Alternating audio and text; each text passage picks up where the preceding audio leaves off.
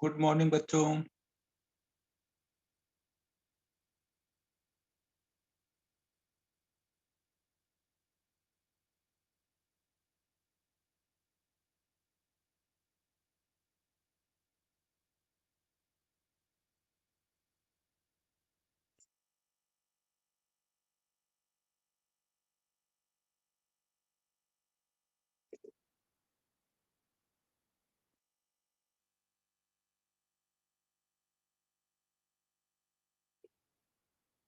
Last time जो homework दिया था उसमें कुछ डाउट है?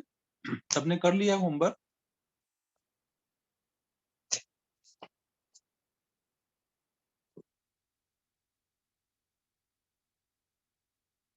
चलो फिर डाउट्स बताओ, पहले डाउट्स कर लेते हैं फिर आगे करेंगे।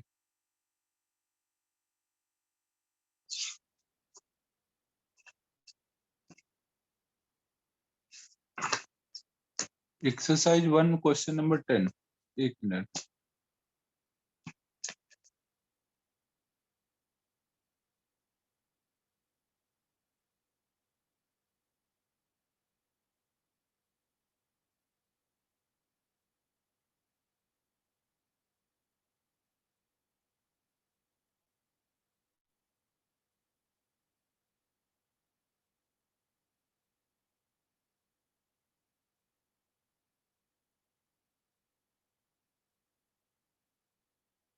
यार इसमें तो कंडक्टिंग आ गया ना।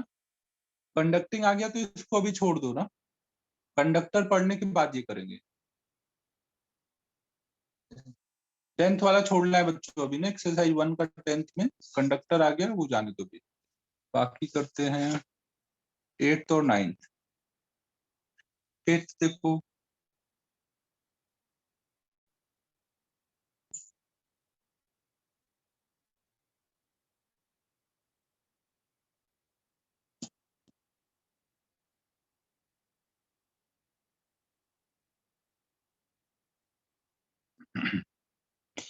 एट्थ में देखो क्या है।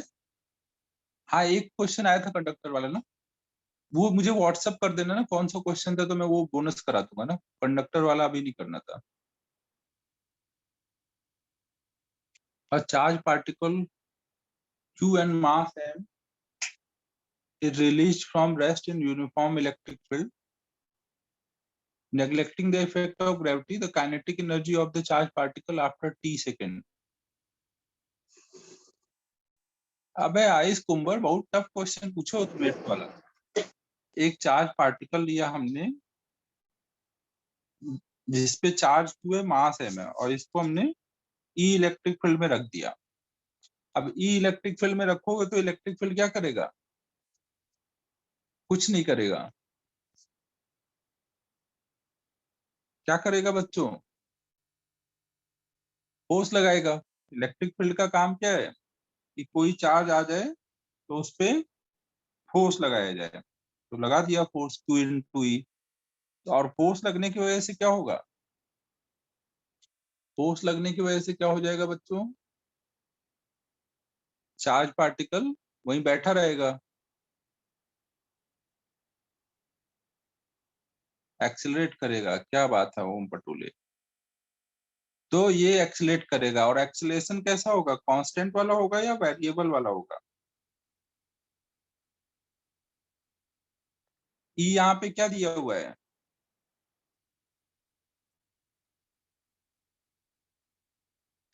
Uniform electric field. यूनिफॉर्म मतलब कांस्टेंट है ना, हर जगह सेम है और कांस्टेंट है। तो अगर एक्सेलरेशन कांस्टेंट है और एक चार्ज पार्टिकल रेस्ट से शुरू कर रहा है, तो क्या हम लोग टी टाइम बाद उसकी वेलोसिटी निकाल सकते हैं? एक चार्ज पार्टिकल अगर रेस्ट से चले एक कांस्टेंट एक्सेलरेशन से, तो क्या हम उसकी वेलोसिटी निकाल सकते हैं आफ्टर टाइम टी?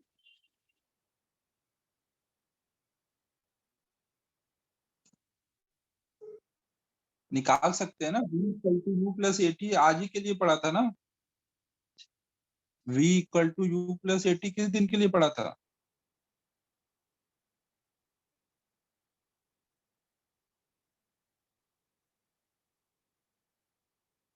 अब अगर v आ गया तो क्या हम काइनेटिक एनर्जी निकाल लेंगे?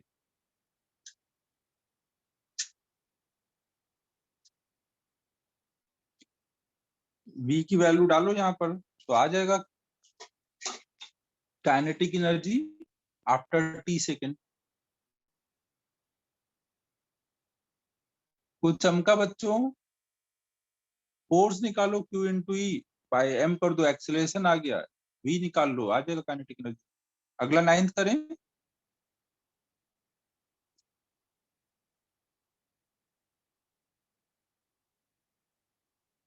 9th में देखो क्या है, a positively charged pendulum is oscillating in a uniform electric field. Its time period of SHM as compared to that when it is uncharged. देखो आपको ये दिया गया है, कोई पेंडुलम है और ये यहाँ पे ऑसिलेट कर रहा है, तो इसका जो टाइम पीरियड होता था वो क्या होता था, 2 पाई अंडर रूट L/G, जहाँ पे G क्या होता है, G इफेक्टिव होता था ना। और G इफेक्टिव हम कैसे निकालते थे, दो तरीके होते थे। अगर ये जहाँ पे जिस पॉइंट से सस्पेंडेड, अगर वो एक्सेलरेट करेगा, दो केसेस होते थे ना, जहां से सस्पेंडेड हो सकता है वो चलने लग जाए, ये कोई बॉक्स में था बॉक्स चलने लग जाए, या फिर यहाँ पे कोई बाहर से फोर्स आ जाए। याद है इसको हम लिक्विड में डाल देते थे, बॉयंट फोर्स आने लगता था। दो केसेस रहते थे। तो जी इफेक्टिव निकालने के दो तरीके थे ना, अगर एक्सेलरेट कर रहा होगा पॉइंट ऑफ सस्पेंशन तो मॉड ऑफ जी माइनस ए करते थे, और अगर बाहर से फोर्स आ जाए तो T/M ना। और टी कब का रहता था, टेंशन एट इक्विलिब्रियम ना, जब वो ऑसिलेट नहीं कर रहा था उस टाइम पे क्या टेंशन है, वो टेंशन निकाल के बाई एम कर देते थे, तो वही हमारा जी इफेक्टिव हो जाता था। क्या कुछ याद है, ऐसा हमने पढ़ा है क्या? एसएचएम नाम का एक चैप्टर होता था, उसमें जी इफेक्टिव आता था।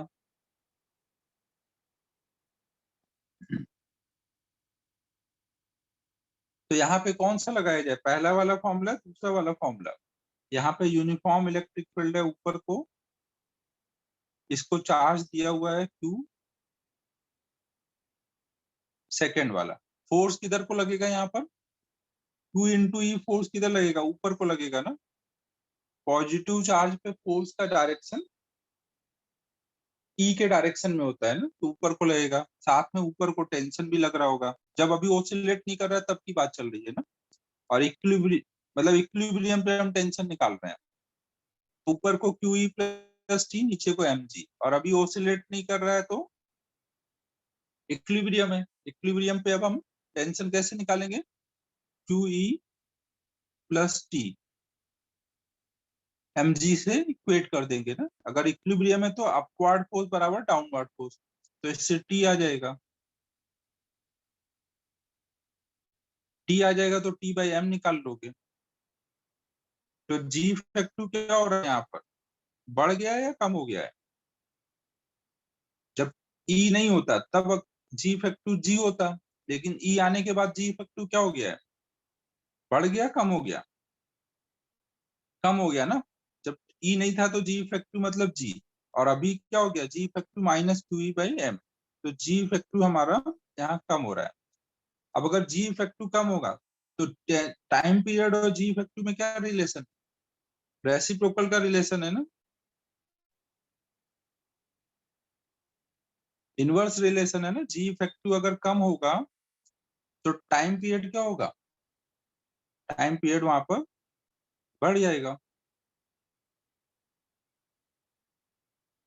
तो कर दो आंसर इसके अकॉर्डिंग।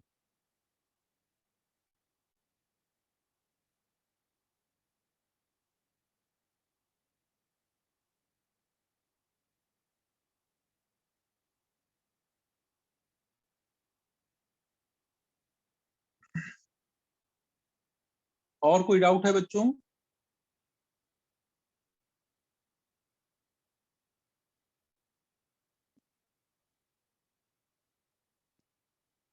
तो आगे पढ़ा जाए।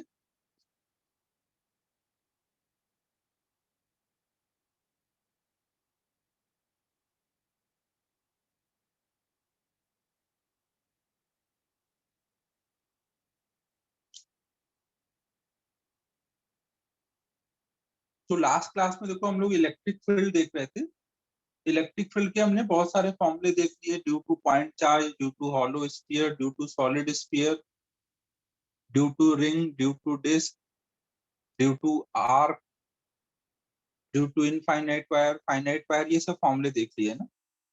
एक क्वेश्चन अब आपको करना है, फिर हम लोग इलेक्ट्रिक पोटेंशियल स्टार्ट करेंगे। मान लो हमारे पास एक हॉलो स्फीयर है जिसके सरफेस की चार्ज डेंसिटी सिग्मा है। तो हमें बताना है इसके सेंटर पर ई की वैल्यू कितनी होगी।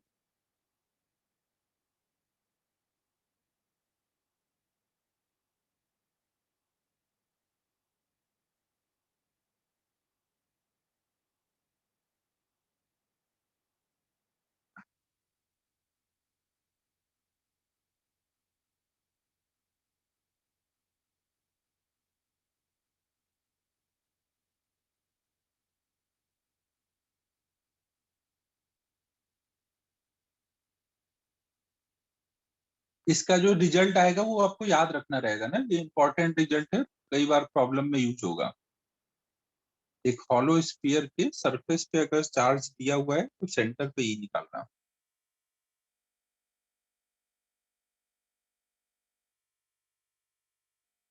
कोई बताना चाहेगा कैसे करेंगे?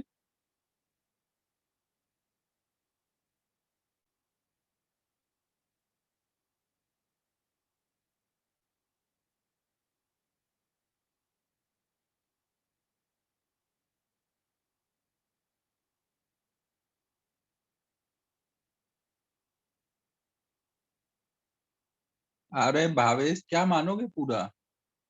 भावेश तुम्हारा कब उतरेगा यार क्वार्टर का इफेक्ट, कुछ भी बोलते हो पूरा मान के, क्या पूरा मान के? रिंग्स इंटीग्रेट करके, वेरी गुड सरयू सलोनी, रिंग्स का कलेक्शन लेके कर सकते हैं।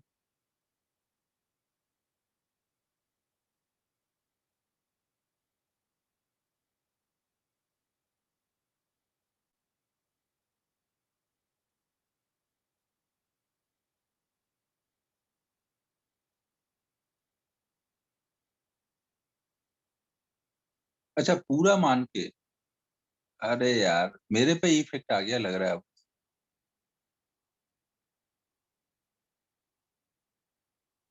भावेश का इफेक्ट खत्म हो गया, मेरे पे इफेक्ट आ रहा है अब।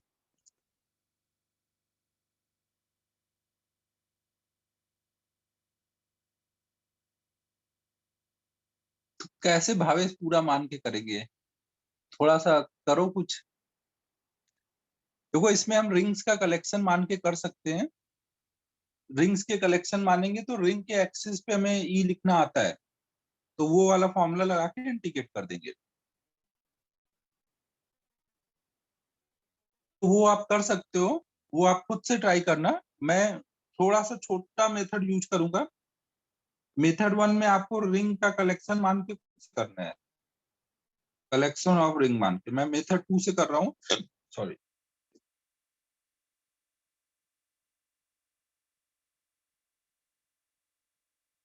ये आप खुद से ट्राई करना, मेथड टू से मैं कर रहा हूँ।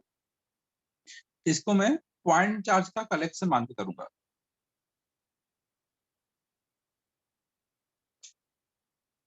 अब तुम्हें लगेगा कि पॉइंट चार्ज का कलेक्शन मान के कैसे कर सकता हूँ, तो तुम्हें तो पता ही है कि मैं कुछ भी कर सकता हूँ। तो अब देखो क्या होगा यहाँ पे। हम लोग मान लेते हैं कुछ ऐसे थीटा एंगल पर एक छोटा सा मैंने डीए एरिया ले लिया ना। इसके सरफेस पे एक मैंने छोटा सा डीए एरिया लिया, तो उस छोटे से पॉइंट चार्ज पे कितना चार्ज आ जाएगा? सिग्मा इंटू डीए आ जाएगा। भावेश जी क्या बोलते हो, क्या आ जाएगा sigma into DA? DA area पे सिग्मा चार्ज डेंसिटी है तो कितना इलेक्ट्रिक फील्ड आएगा? Sigma DA. अब अगर मैं इस पॉइंट चार्ज की वजह से ई लिखूं तो ये ई किधर को जाएगा? पॉइंट चार्ज का ई,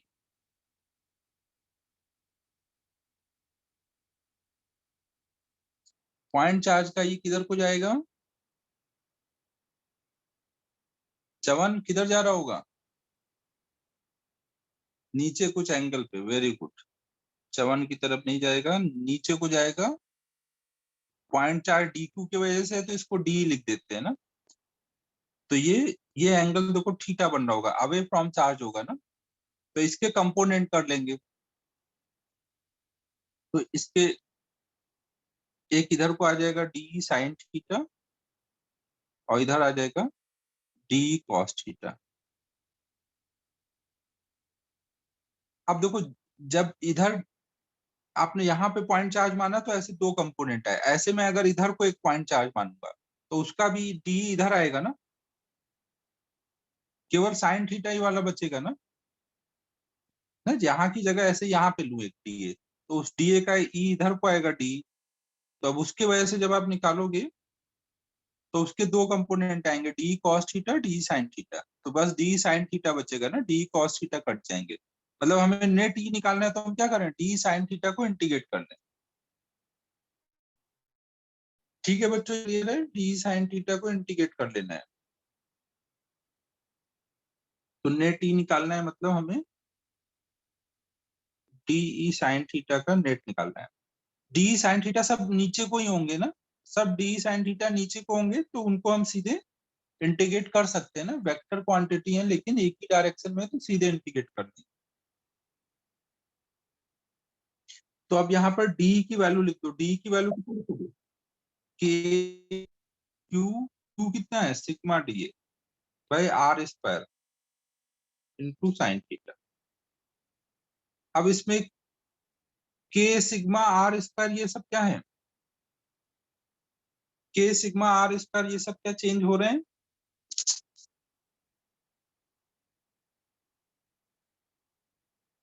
कांस्टेंट है। तो कांस्टेंट को क्या करते हैं हम लोग, इंटीग्रेशन के टाइम पे कांस्टेंट को बाहर निकाल देंगे। अब अगर इसको बाहर निकाल दोगे तो अंदर क्या रह जाएगा, साइन थीटा डीए।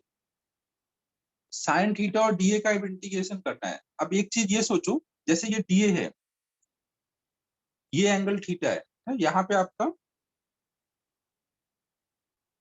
ये एंगल आपका थीटा है ना, तो मतलब ये रेडियल डायरेक्शन है ना, ये वाली लाइन रेडियल डायरेक्शन है, इसके साथ ये एंगल थीटा है, तो टेंजेंट के साथ ये कितना एंगल बन रहा होगा। इस वाले डायग्राम को थोड़ा मैं मैग्नीफाई करके यहाँ बना रहा हूँ।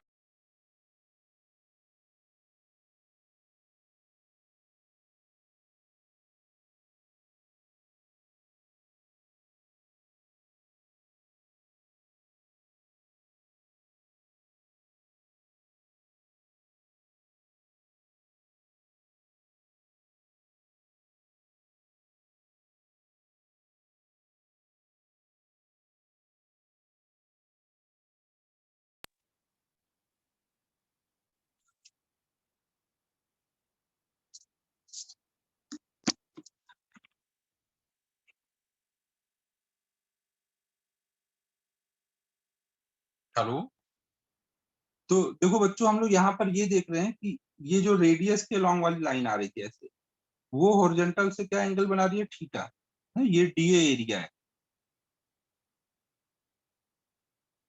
ना। अगर ये एंगल थीटा है तो ये जो ऐसे लाइन जा रही होगी वो टेंजेंट के लॉन्ग वाली लाइन होगी ना, ऐसे वाली जो लाइन होगी।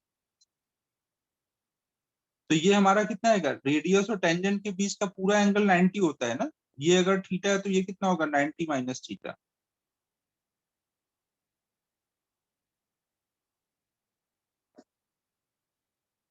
अगर ये 90 माइनस थीटा है तो ये एंगल भी कितना होगा,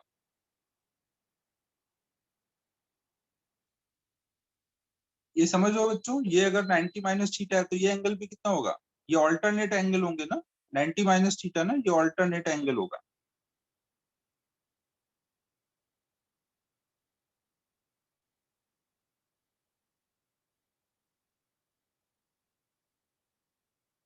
तो आप ये एंगल बोल सकते हो ये थीटा है ना, ये वाले राइट एंगल ट्रायंगल में ये 90 माइनस थीटा, तो ये थीटा। और ये हमारा एरिया डीए है, तो डीए साइन थीटा किसको रिप्रेजेंट कर रहा है, डीए साइन थीटा बच्चों किसको रिप्रेजेंट कर रहा है, ये डीए है ये थीटा है, तो डीए साइन थीटा ये नीचे वाला जो एरिया का प्रोजेक्शन आ रहा होगा, एरिया का कंपोनेंट, उसको रिप्रेजेंट करेगा ना। और DA cos थीटा यहाँ वाले एरिया को रिप्रेजेंट करेगा।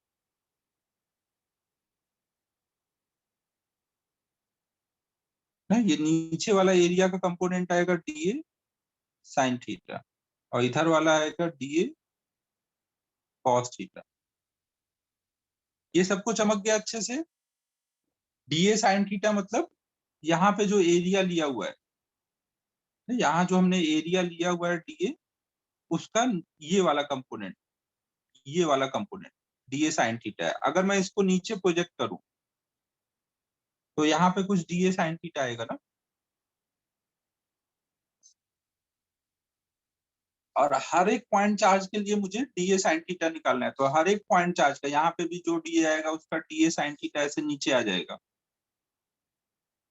हर एक पॉइंट चार्ज का मैं DA sin थीटा निकालूंगा तो क्या होगा, पूरे सरफेस का DA sin थीटा सब कहाँ पर आएगा, इसके बेस पे आएगा ना। पूरे स्फीयर के लिए अगर मैं DA sin थीटा कैलकुलेट करूं तो वो ऐड होके कितना हो जाएगा, पूरे सर्कल का एरिया ना, पूरे सर्कल का एरिया हो जाएगा ना। तो आप इसको क्या लिख सकते हो, इसको लिख दो 1/4 pi epsilon nought sigma by r square into पूरे सर्कल का एरिया।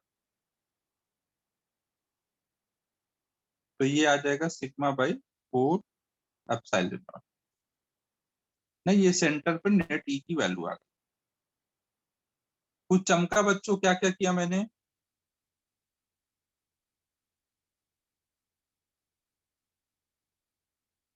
ध्रुविल, ये सब क्या चल रहा है जिंदगी में, कुछ समझ आ रहा है।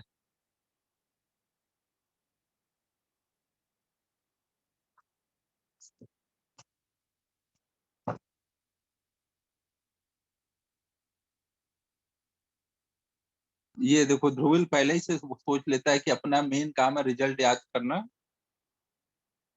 तो वो कर लेते हैं, बाकी छोड़ो, क्या जिंदगी में इतना टेंशन।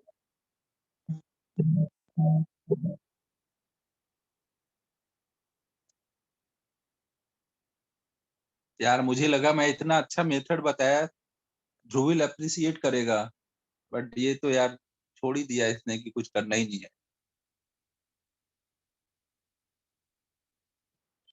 पांडा जी करके देखो, भावेश ने जैसा बोला था कुछ उससे मिलेगा तो बताओ।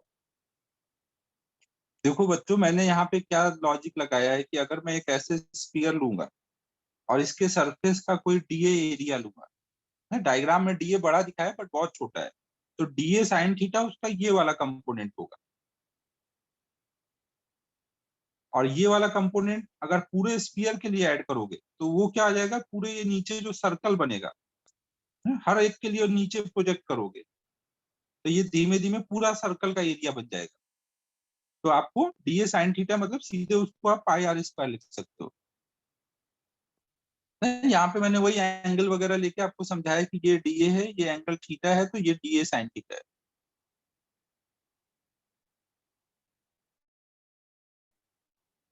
बाकी वो रिंग का कलेक्शन लेके तो आप सोच ही सकते हो ना।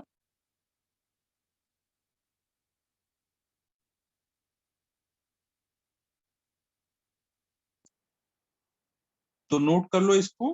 अब हम लोग शुरू कर रहे हैं इलेक्ट्रिक पोटेंशियल। वो ट्राई कर लेना, आंसर यही आना है, आंसर आपको याद रखना है ना, सिग्मा बाई 4 एप्सिलॉन नॉट। सबके लिए वैलिड है क्या, मतलब जहां पे ऐसा प्रोजेक्शन का कॉन्सेप्ट बन सकता है वहां पे लगा सकते हो।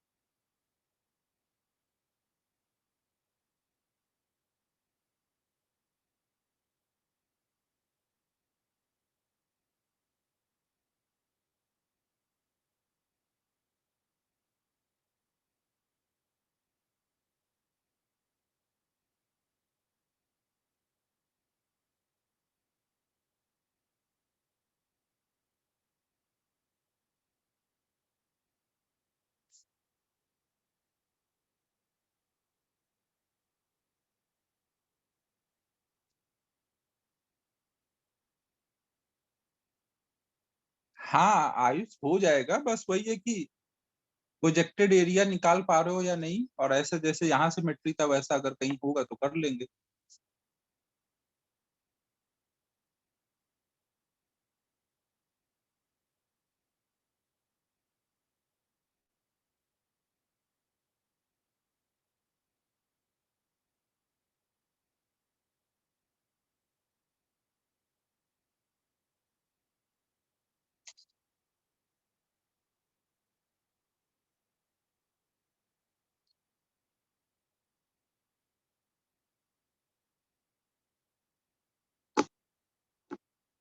अब तुम लोग फालतू के डाउट ना पूछो, जो लिखाया गया वो चुपचाप लिख लो। मेरे को तो ये तुम्हारे क्वेश्चन के आगे मैं स्पीचलेस हो जा रहा हूँ, क्या बोलूं। अपन सरफेस की बात कर रहे हैं, तुम अंदर चले गए, सॉलिड बना दिए। प्रोजेक्टेड एरिया कैसे हो पाएगा वहां पर। ये सब नोट कर लो, बाकी प्रॉब्लम सॉल्व करोगे धीमे धीमे समझ आएगा कहाँ लग पा रहा है कहाँ नहीं लग पा रहा है। ये नोट हो गया, आगे चले।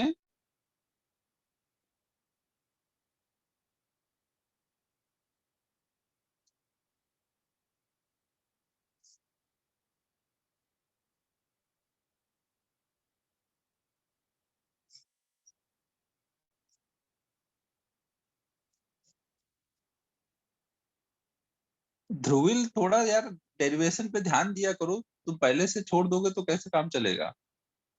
दिमाग को चलाने के लिए थोड़ा तो ट्राई करो। फॉर्मूला फॉर्मूला केवल करोगे तो जेई में नहीं काम बनेगा। ठीक है, ठीक।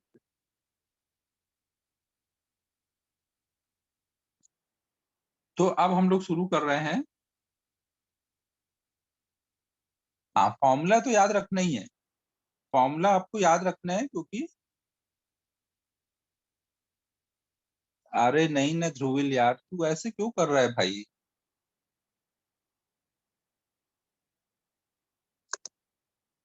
अपने मेन ये लाइफ के 2 साल है यार, उनमें भी तुम लोग एक्सपेरिमेंट करते हो। मैंने जो बोला हुआ है पूरा चुपचाप वही करो। अब देखो नेक्स्ट हम लोग करने जा रहे हैं इलेक्ट्रिक पोटेंशियल।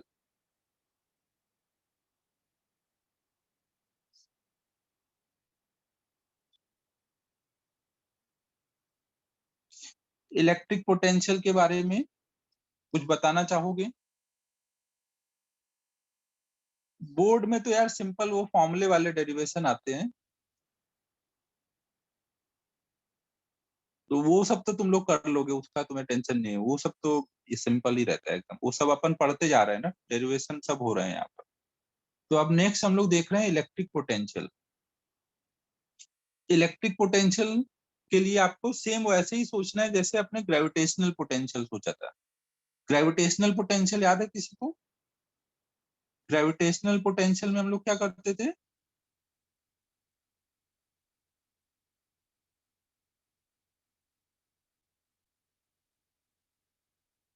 पांडा यार देख, बोर्ड के लिए अपन क्या करते हैं कि लास्ट में बोर्ड के कुछ लास्ट 10 ईयर के पेपर ले लेना ना, और उसके क्वेश्चन आंसर एक बार, जो क्वेश्चन आंसर रहते हैं वो पूरा पढ़ना रहेगा ना, तो उससे आपको सब आइडिया लग जाएगा कि कैसे क्वेश्चन रहते हैं, कैसे आंसर करना रहता है। आपको आता सब कुछ रहेगा, बस कैसे आंसर करना है उसका आइडिया देखना रहेगा।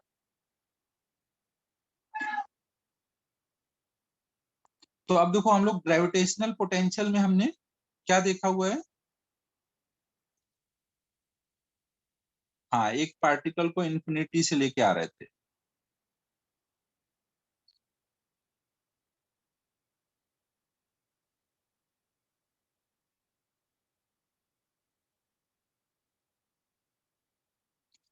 तो उसमें हम क्या करते थे, कोई भी स्पेस में किसी पॉइंट पे हमें पोटेंशियल निकालना रहता था, तो हम कैसे निकालते थे कि इन्फिनिटी पे जाते थे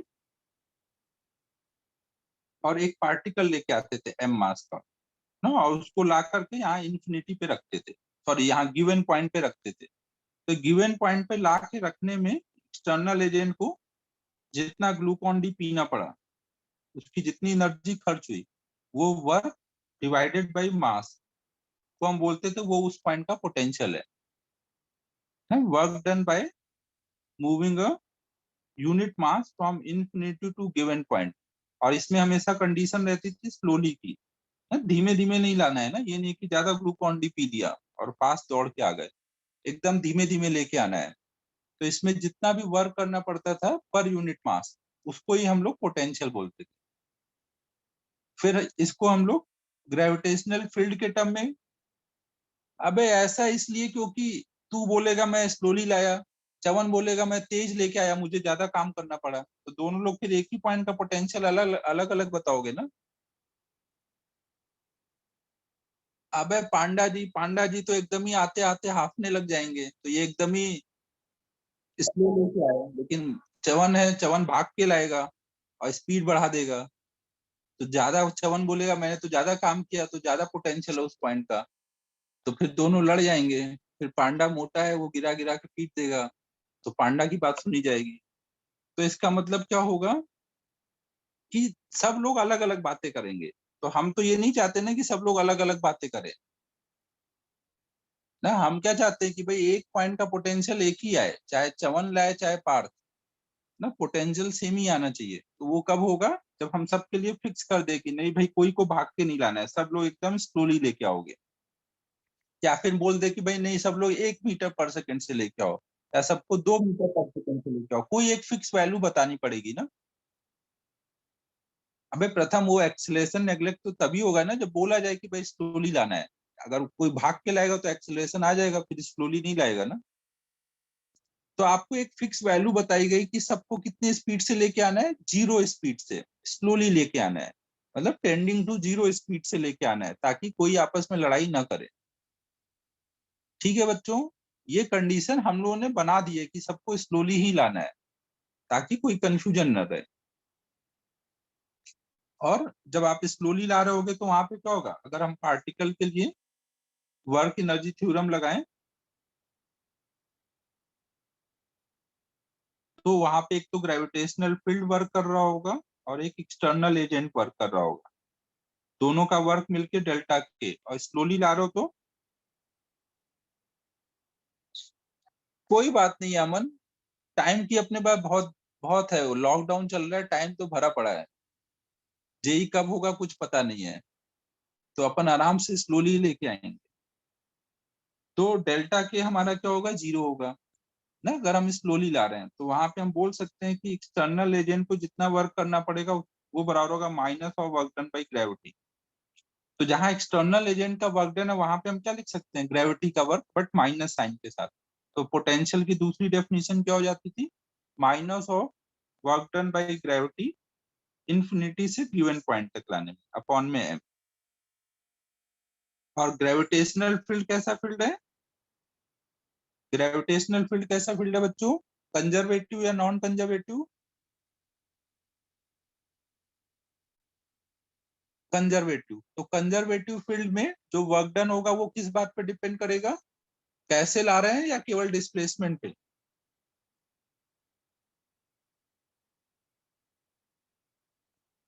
डिस्प्लेसमेंट पे। तो क्या यहाँ पे कोई स्लोली की कंडीशन होगी, यहाँ कोई स्लोली की कंडीशन होनी चाहिए नहीं है, यहाँ पे आप चाहे जैसे लेके आओ, ये वाला पार्ट हमेशा सेम आएगा। लेकिन जब एक्सटर्नल एजेंट के टर्म में सोचोगे तो वहां पे हमेशा स्लोली लेके आना रहेगा। ठीक है बच्चों, और फिर वहां पे हमने ये भी किया था कि अगर मान लो कोई फास्ट लेके आ गया, अगर कोई फास्ट लेके आ गया तो वहां पे आप ये कर देते थे, W external plus W gravity बराबर डेल्टा के। अगर डेल्टा के कुछ आ चुका है तो आप वहां पे डब्ल्यू ग्रेविटी क्या लिख सकते हो, डेल्टा के माइनस डब्ल्यू एक्सटर्नल। तो अब ये वाली वैल्यू तो आप हमेशा डाल सकते हो ना, अभी एक्सटर्नल एजेंट यहां से निकाल के नहीं डाल सकते फॉर्मूले में, लेकिन ये वाला फॉर्म डब्ल्यू ग्रेविटी की वैल्यू आप हमेशा यूज कर सकते हो वी निकालने में, चाहे फास्ट हो चाहे स्लो। तो वी इक्वल टू क्या आएगा, minus of work done by gravity कितना है, डेल्टा के माइनस डब्ल्यू एक्सटर्नल। तो ये क्या आ जाएगा,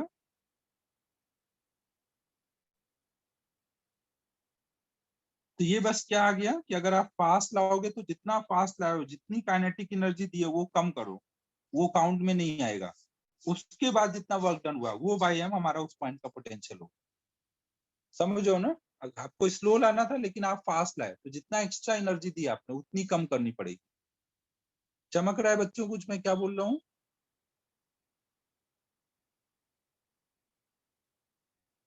ये सब हम लोगों ने एक बार ग्रेविटेशन में किया हुआ है ना।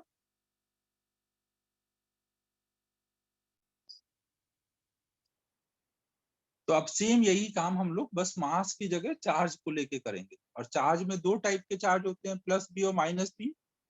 तो पांडा और चवन में लड़ाई ना हो इसलिए कौन सा चार्ज लेके आएंगे? प्लस वाला फिक्स कर दिया गया है कि भाई हमेशा प्लस वाला ही चार्ज लेके आना है ना, जिसको हम टेस्ट चार्ज बोलते थे ना, टेस्ट चार्ज लेके आना है। तो इलेक्ट्रिक पोटेंशियल हम कैसे डिफाइन करेंगे?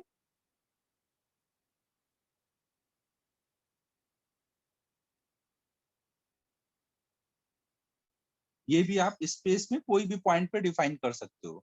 और कैसे डिफाइन करोगे? अपना कोई पांडा या चमन को बैठा देंगे इंफिनिटी पे और उसको एक छोटा सा चार्ज दे देंगे प्लस क्यू, और बोलेंगे कि भाई आ जाओ धीमे धीमे, लॉकडाउन है कोई टेंशन नहीं है, आराम से धीमे धीमे आओ स्लोली, और यहाँ पे लाके रख दो। तो इस पूरे प्रोसेस में जितना भी वर्क करना पड़ेगा, work done by external agent infinity से पॉइंट पी, ये पॉइंट पी नाम दे देते हैं इसको ना, यहाँ तक लाने में जो भी वर्क करना पड़ा डिवाइडेड बाई चार्ज ना, वहां पर यूनिट मास होता था, यहाँ क्या हो जाएगा पर यूनिट चार्ज। तो इसी को हम बोलेंगे ये उस पॉइंट का पोटेंशियल।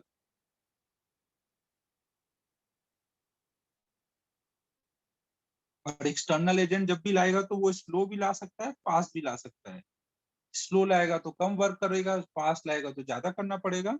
तो हमें फिक्स करना पड़ेगा कि भाई कैसे लाना है। एक्सटर्नल एजेंट के लिए हमेशा स्लो लाना रहेगा ना, स्लो लाने में उसको जितना वर्क करना पड़ा एक गिवन पॉइंट तक लाके रखने में, उसी को हम बोलेंगे उस पॉइंट का वो पोटेंशियल। सभी को क्लियर है ये सारे पॉइंट? क्लियर है बच्चों? तो यहाँ पे हम क्या क्या पॉइंट ध्यान रखेंगे? पहला पॉइंट हमें क्या ध्यान रखना है कि ये स्पेस में हम किसी भी पॉइंट पे डिफाइन कर सकते हैं ना। हम हवा में कोई भी पॉइंट ले लो, वहां पे आप डिफाइन करोगे। It can be defined for, हाँ एक्सटर्नल एजेंट को हमेशा नॉन कंजर्वेटिव कंसीडर करोगे, क्योंकि वो एनर्जी सप्लाई कर सकता है और ले भी सकता है ना, दोनों काम कर सकता है, तो वो एनर्जी बढ़ा भी सकता है कम भी कर सकता है। It can be defined for any point in the space. और डिफाइन हम कैसे करेंगे? एक एक्सटर्नल एजेंट को इन्फिनिटी से गिवन पॉइंट तक यूनिट चार्ज को, बाय क्यू करने का मतलब क्या हुआ, यूनिट चार्ज को लाने में कितना वर्क करना पड़ रहा है उसको ही हम उस पॉइंट का पोटेंशियल बोल रहे हैं ना। तो इसको ऐसे बोलेंगे work done by external agent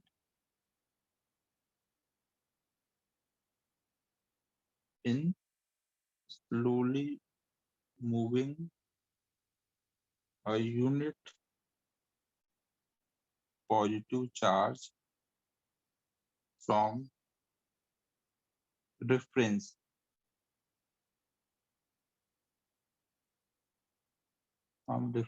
point। Reference point हमेशा कहाँ पे हम लेते हैं? इन्फिनिटी पर। अब कभी क्वेश्चन में बोला जाए कि भाई यहाँ पे लो, तो हम वही ले लेंगे। क्वेश्चन को कौन मना कर सकता है? भाई नंबर चाहिए, तो जहां पे बोला जाएगा क्वेश्चन में वहां ले लेंगे। कुछ नहीं बोला है तो हमेशा कहाँ लेंगे रेफरेंस पॉइंट?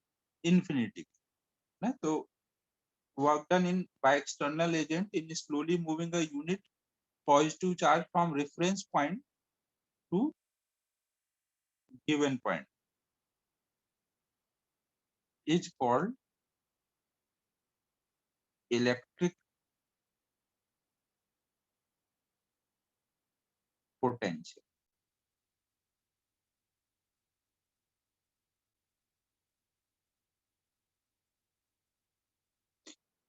इसकी यूनिट क्या आ जाएगी इलेक्ट्रिक पोटेंशियल की? ऊपर वर्क है, नीचे चार्ज है, तो क्या आ जाना चाहिए?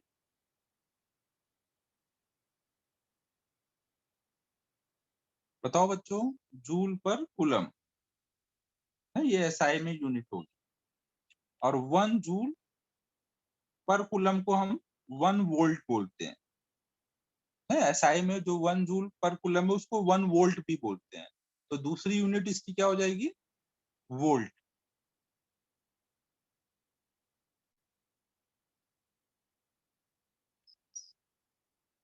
तो सीजीएस में लिखोगे तो यहाँ पे जूल की जगह क्या आ जाएगा? अर्ग। और कूलम की जगह ESU। तो ऐसा यूज नहीं करते, बहुत लंबा हो जा रहा है। तो ऐसा यूनिट इसके लिए रेयरली यूज होगा ना, हमेशा ये यूज होगा, जूल पर कूलम या फिर वोल्ट। मोस्टली वोल्ट ही यूज करते हैं।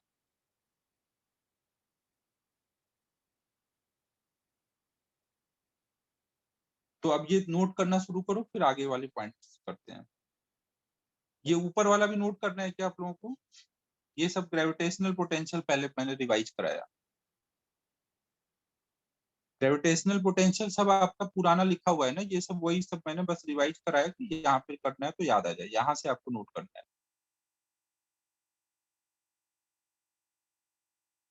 करो नोट।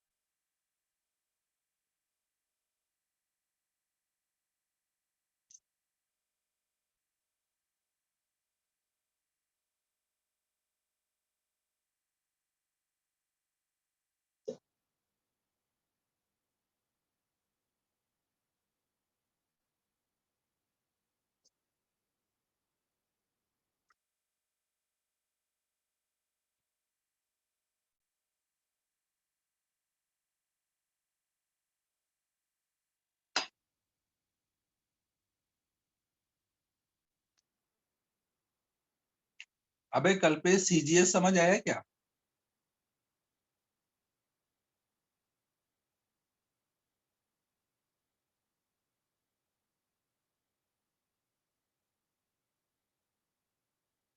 आज ऐसा चमत्कार कैसे हो गया? आज बहुत लोग आ गए हैं। सुबह सुबह आज नींद जल्दी खुल गई लग रहा है।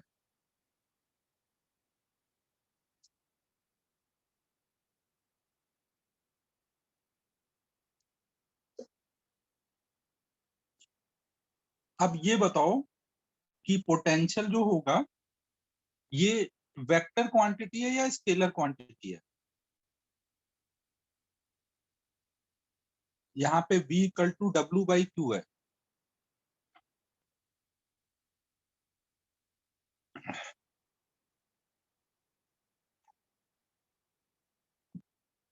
अब ध्रुविल बताएगा कि वेक्टर क्वांटिटी कैसे हो सकती है।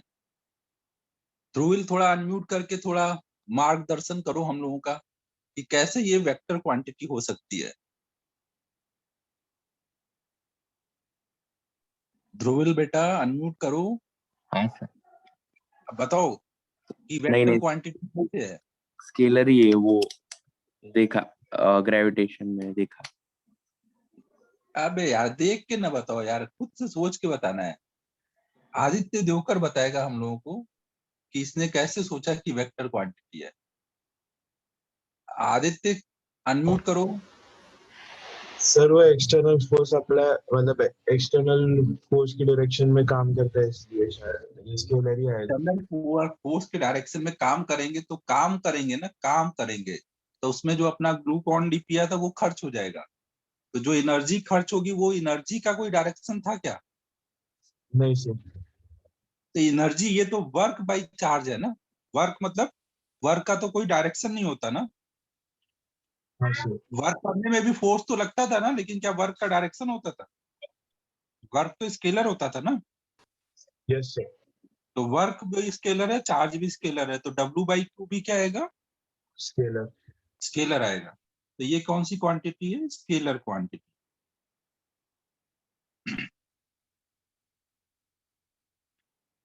फिर देखो, जैसे हमने देखा कि भाई हम पोटेंशियल को डिफाइन कर सकते हैं in terms of external agent, और जैसे वहां ग्रेविटेशनल फील्ड के टर्म में करते थे तो यहाँ पे भी कर सकते हैं इलेक्ट्रिक फील्ड के टर्म में। उससे पहले एक चीज और समझ लो, जैसे स्केलर है ये, तो इससे हमें एक फायदा रहेगा ना। जैसे मान लो आपने कोई भी चार्ज दिया, तो चार्ज ने क्या किया, अपने सराउंडिंग में हर जगह फील्ड क्रिएट कर रखा है। तो एक तो आपने देखा इलेक्ट्रिक फील्ड इंटेंसिटी, जिसको हम इलेक्ट्रिक फील्ड भी बोलते हैं, स्पेस में जो यहाँ पे इलेक्ट्रिक फील्ड क्रिएट हुआ है ना, उसको विजुलाइज करने का एक तरीका था, कोई भी पॉइंट पे आप इलेक्ट्रिक फील्ड इंटेंसिटी सोचते थे, बट वो वेक्टर क्वांटिटी होती थी। तो उसी चीज को, इलेक्ट्रिक फील्ड को ही समझने का एक तरीका है इलेक्ट्रिक पोटेंशियल, और वो स्केलर तरीका है ना। कोई भी चार्ज के सराउंडिंग में इलेक्ट्रिक फील्ड होता है, तो उसको समझने का एक तरीका होता है इलेक्ट्रिक फील्ड, और दूसरा तरीका होता है इलेक्ट्रिक पोटेंशियल। तो एक तरीका तो था जो इलेक्ट्रिक फील्ड इंटेंसिटी वाला, वो वेक्टर क्वांटिटी होता था। तो वो थोड़ा सा टफ पड़ता है, वेक्टर चीजों को हैंडल करने में थोड़ी दिक्कत आती है। लेकिन स्केलर को तो आप सीधे सीधे ऐड सब्ट्रैक्ट कर सकते हो। तो इलेक्ट्रिक फील्ड को ही विजुलाइज करने का ये दूसरा तरीका है इलेक्ट्रिक पोटेंशियल, और ये अपना स्केलर है। तो कहीं पे भी हमें कुछ सॉल्व करना होगा तो इससे हमें थोड़ा इजी हो जाता है काम अपना ना। फिर हम लोग अब नेक्स्ट पॉइंट समझ रहे थे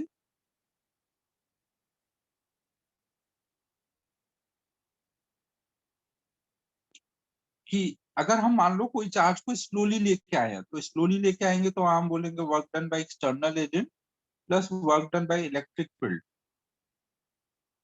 बराबर चेंज इन काइनेटिक एनर्जी ना। वर्क एनर्जी थ्योरम लगाया, दो ही लोग वहां पे काम कर रहे हैं, एक्सटर्नल एजेंट और फील्ड। हमने ऐसा माना हुआ है कि और कोई फोर्स नहीं है, और हम स्लोली लेके आ रहे हैं। स्लोली लेके आ रहे हैं तो डेल्टा के कितना हो चुका है? 0। तो हम वहां पे बोल सकते हैं कि जहां पे एक्सटर्नल एजेंट का वर्क है वो बराबर होगा minus of work done by electric field. तो अपना जो ये डेफिनेशन था, B equal to work done by external agent in moving a charge from infinity to point P by Q, इसकी जगह हम लोग क्या लिख सकते हैं? एक्सटर्नल एजेंट के वर्क की जगह हम लोग लिख सकते हैं इलेक्ट्रिक फील्ड का वर्क, बट एक माइनस साइन आ जाएगा।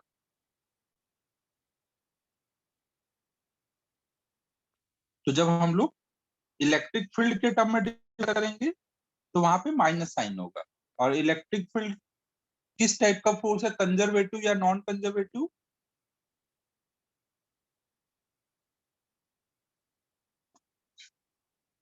बताओ बच्चों, इलेक्ट्रिक फील्ड किस टाइप का फोर्स है? कंजर्वेटिव फोर्स है। कंजर्वेटिव फोर्स है तो उसके लिए क्या स्लोली की कंडीशन होगी? स्लो लाए या फास्ट, वर्क डन हमेशा सेम आएगा। तो यहाँ पे स्लोली की कंडीशन नहीं है ना, स्लोली नहीं रखना है। स्लो लाओ या फास्ट कोई दिक्कत नहीं।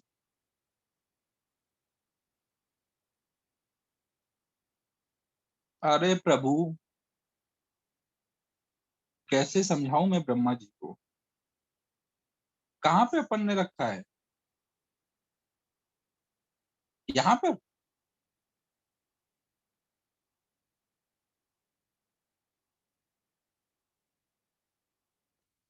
यहाँ पे स्लोली रख दिया और वहां पे नहीं रखा है। अरे यार भावेश यार, बहुत दिक्कतें हैं जिंदगी में यार। कहीं रख देते हैं, कहीं नहीं रखते हैं, कोई वही नहीं है यार कि क्या किया जाए। बहुत ही इनजस्टिस है यार।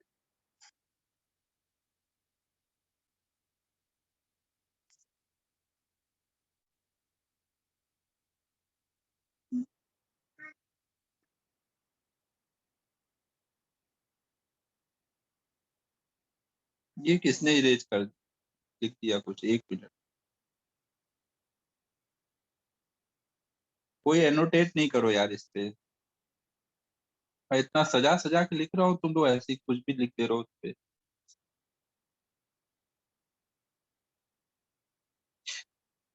हाँ तो ब्रह्मा जी क्या बोल रहे थे यार, कि एक में लिया और एक में नहीं लिया। बहुत नाइंसाफी है ये। तो एक्सटर्नल एजेंट में आप बताओ मुझे कि वर्क डन क्या स्लोली और फास्ट आने में डिपेंड करता है या नहीं करता है? तुझे बोला जाए कि भाई 5 किलो चावल अपने सर पे रख और एक बार दौड़ के जाए 1 किलोमीटर। अब देख, अभी तू ही बताएगा कि करता है। 5 किलो चावल तेरे सर पे रखा जाए और बोला जाए दौड़ के जाए एक बार 1 किलोमीटर, और एक बार बोला जाए कि स्लोली जाए 1 किलोमीटर, तो किसमें ज्यादा थकेगा? भावेश बेटा बता। दौड़ के जाएगा, स्पीड में लेके जाएगा तो ज्यादा थकेगा कि नहीं थकेगा? अब जब स्पीड में लेके गया तो ज्यादा वर्क कर दिया, तो फिर उस पॉइंट का ही पोटेंशियल तू बोलेगा ज्यादा है क्योंकि मैंने तो ज्यादा किया है। बट पांडा जी तो धीमे धीमे लेके आते हैं, तो वो तो क्या बोलेंगे कि भाई कम है उस पॉइंट का पोटेंशियल। तो फिर वही है ना, मारा मारी करके डिसाइड करना पड़ेगा कि क्या है सही। तो इसीलिए फिक्स किया गया भाई कि एक्सटर्नल एजेंट में स्लो ही लाना पड़ेगा। फास्ट लाएंगे तो दिक्कतें हो जाएंगी। बट इलेक्ट्रिक फील्ड का जो वर्क है, वो स्लो लाओ या फास्ट, कोई फर्क पड़ता है उसमें? जहां फर्क पड़ता है वही ना अपना कंडीशन लगाएंगे। जब फर्क ही नहीं पड़ता है तो क्यों कंडीशन लगाना? इलेक्ट्रिक फील्ड का वर्क चाहे स्लो लाओ या फास्ट, दो पॉइंट के बीच में वर्क हमेशा सेम होता है इलेक्ट्रिक फील्ड का, क्योंकि उसमें वर्क डन डिस्प्लेसमेंट पे डिपेंड करता है। समझ आया ब्रह्मा जी? तो हम लोग जब इलेक्ट्रिक फील्ड के टर्म में इसको डिफाइन करेंगे तो कैसे डिफाइन करेंगे? इलेक्ट्रिक पोटेंशियल क्या है? ये ये क्या है? इलेक्ट्रिक पोटेंशियल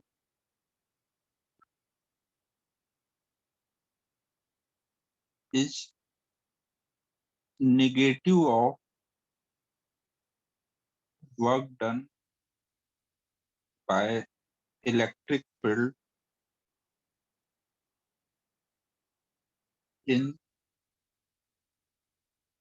ऊपर लिखा था डेफिनेशन में स्लोली मूविंग ना। हाँ, यहाँ पे स्लोली मूविंग, यहाँ पे वो नहीं लिखना है।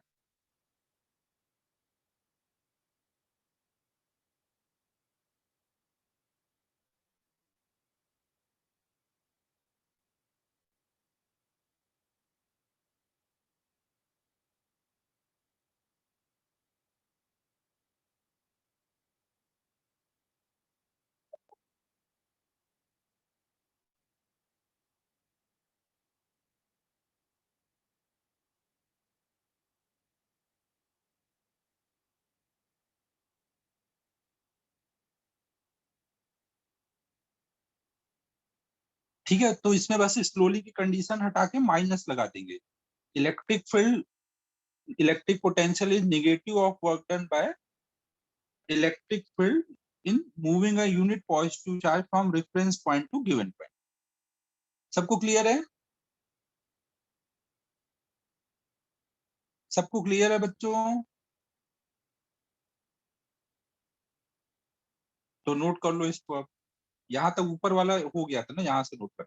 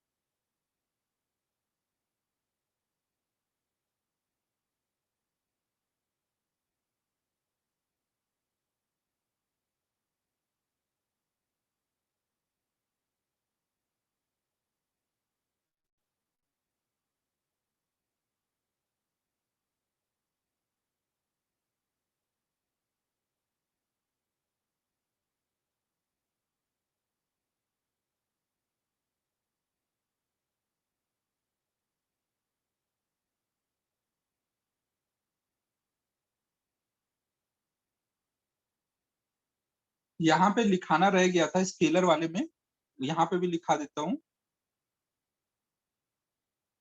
या इसके बाद लिख देता हूँ ना, ये स्केलर वाला जो पॉइंट था वो वाले पॉइंट में ये नोट कर लो, इसके बाद लिखता हूँ।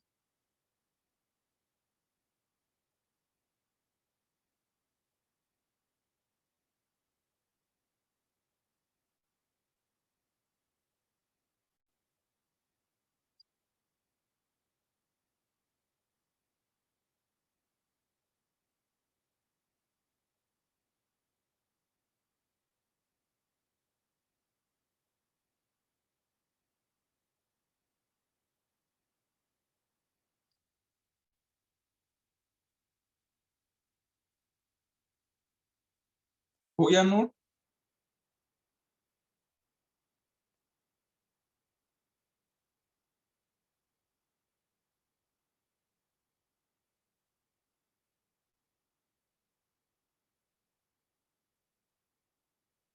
तो ये स्केलर वेक्टर वाला जो समझाया था वो यहाँ लिख देता हूँ। इलेक्ट्रिक फील्ड ना, कोई भी चार्ज है उसके वजह से जो इलेक्ट्रिक फील्ड आया, तो उसको समझने के लिए अपन दो चीजें सोच सकते हैं, या तो electric field intensity,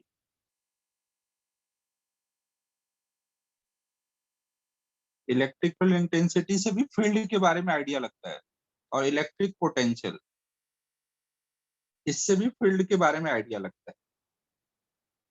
electric field intensity से हमें आइडिया लगता है, लेकिन ये कौन सा तरीका है, वेक्टर मेथड है इस चीज को समझने का, क्योंकि वो वेक्टर क्वांटिटी है, जबकि ये क्या है, हमारा स्केलर है। तो स्केलर मेथड से हम लोग विजुलाइज कर पाएंगे कि वहां पे फील्ड की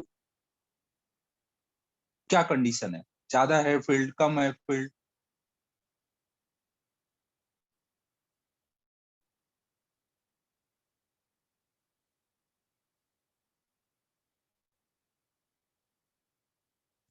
फिर देखो अब नेक्स्ट हमारा आता है कि अगर कभी किसी क्वेश्चन में बोला गया कि भाई एक्सटर्नल एजेंट था वो नहीं मान रहा था और फास्ट लेके आ गया है, जब वो फास्ट लेके आ जाएगा तो फिर आप ये लगा दोगे W external plus W electric बराबर डेल्टा के। अब इस बार डेल्टा के जीरो नहीं है ना, कुछ है, तो आप वहां पे इलेक्ट्रिक फील्ड के टर्म में सोचोगे, क्योंकि इलेक्ट्रिक फील्ड का तो फॉर्मूला चेंज होता नहीं है।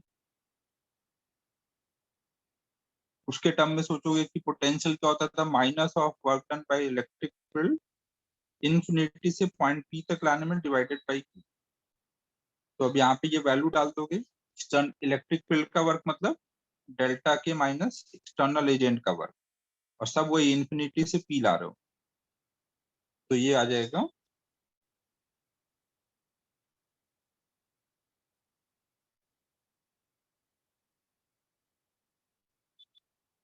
तो जब भी आप फास्ट लाओगे तो जितना फास्ट लाओगे उतना वर्क, उतनी काइनेटिक एनर्जी कम करनी पड़ेगी जितना उसमें आई है, फिर जो बचेगा वर्क डन वो बाई क्यू कर दोगे तो वो उस पॉइंट का पोटेंशियल हो जाएगा। नोट कर लो इसको भी।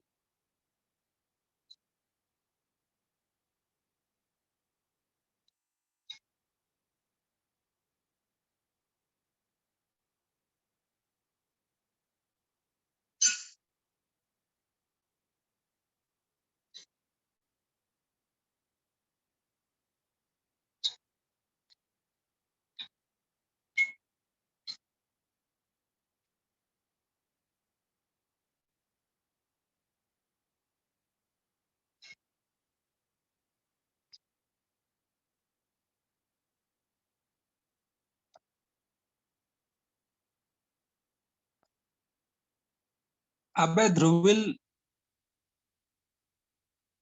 अब ये सब रिकॉर्डिंग देख लेना यार, अब कितना मिस हुआ तेरा मुझे क्या पता, क्या क्या पढ़ फिर से करवाएगा। रिकॉर्डिंग देख लेना है ना, ये वही सब लिखा है जैसे ग्रेविटेशन में होता था, बस उसी को इलेक्ट्रिक फील्ड के टर्म में लिख दिया है। कब यूज करना है, जब डेल्टा के की वैल्यू दी रहेगी ना, क्वेश्चन में दी रहेगी डेल्टा के, तब यूज करना रहेगा। अभी एक प्रॉब्लम करा देता हूँ ना।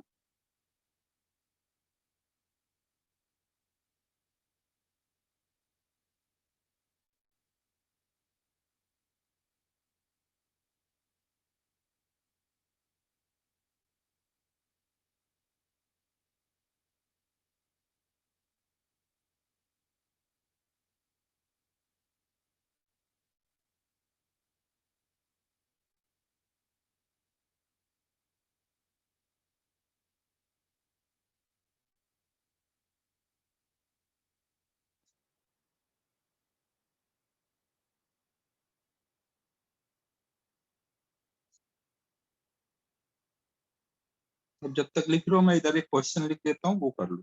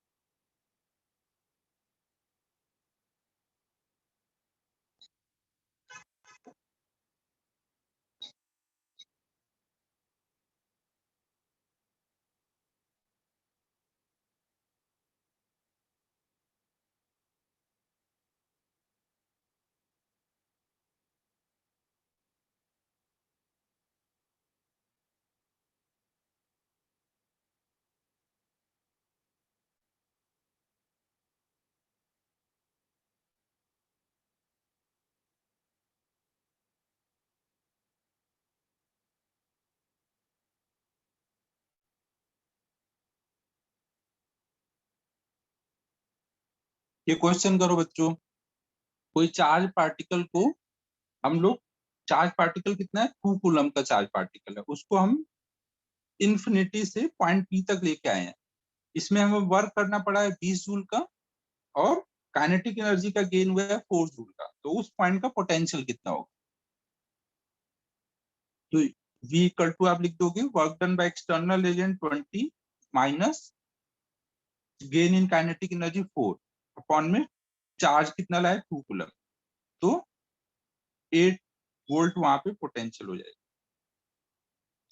तो आप देख सकते हो ये वाला फॉर्मूला एक तरह से आपका एक्सटर्नल एजेंट के लिए यूनिवर्सल फॉर्मूला है। डेल्टा के स्लोली लाएगा तो ये 0 हो जाएगा, अगर फास्ट लाएगा तो जो भी लाएगा वो रख दोगे। तो ये स्लोली या फास्ट हर कंडीशन में ये फॉर्मूला तो लगेगा ही।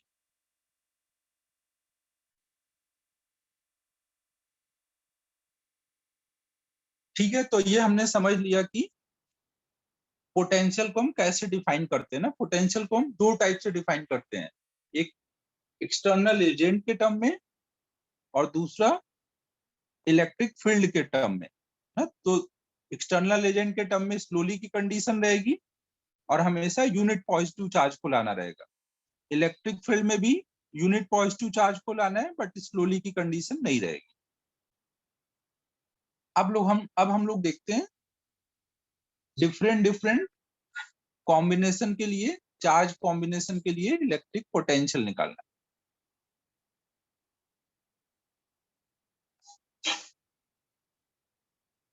ठीक है, ये नोट हो गया, आप आगे चल रहे हैं। नेक्स्ट अब हम लोग देख रहे हैं इलेक्ट्रिक पोटेंशियल। पोटेंशियल को हम लोग V लेटर से दिखाते हैं ना। Electric potential due to point charge.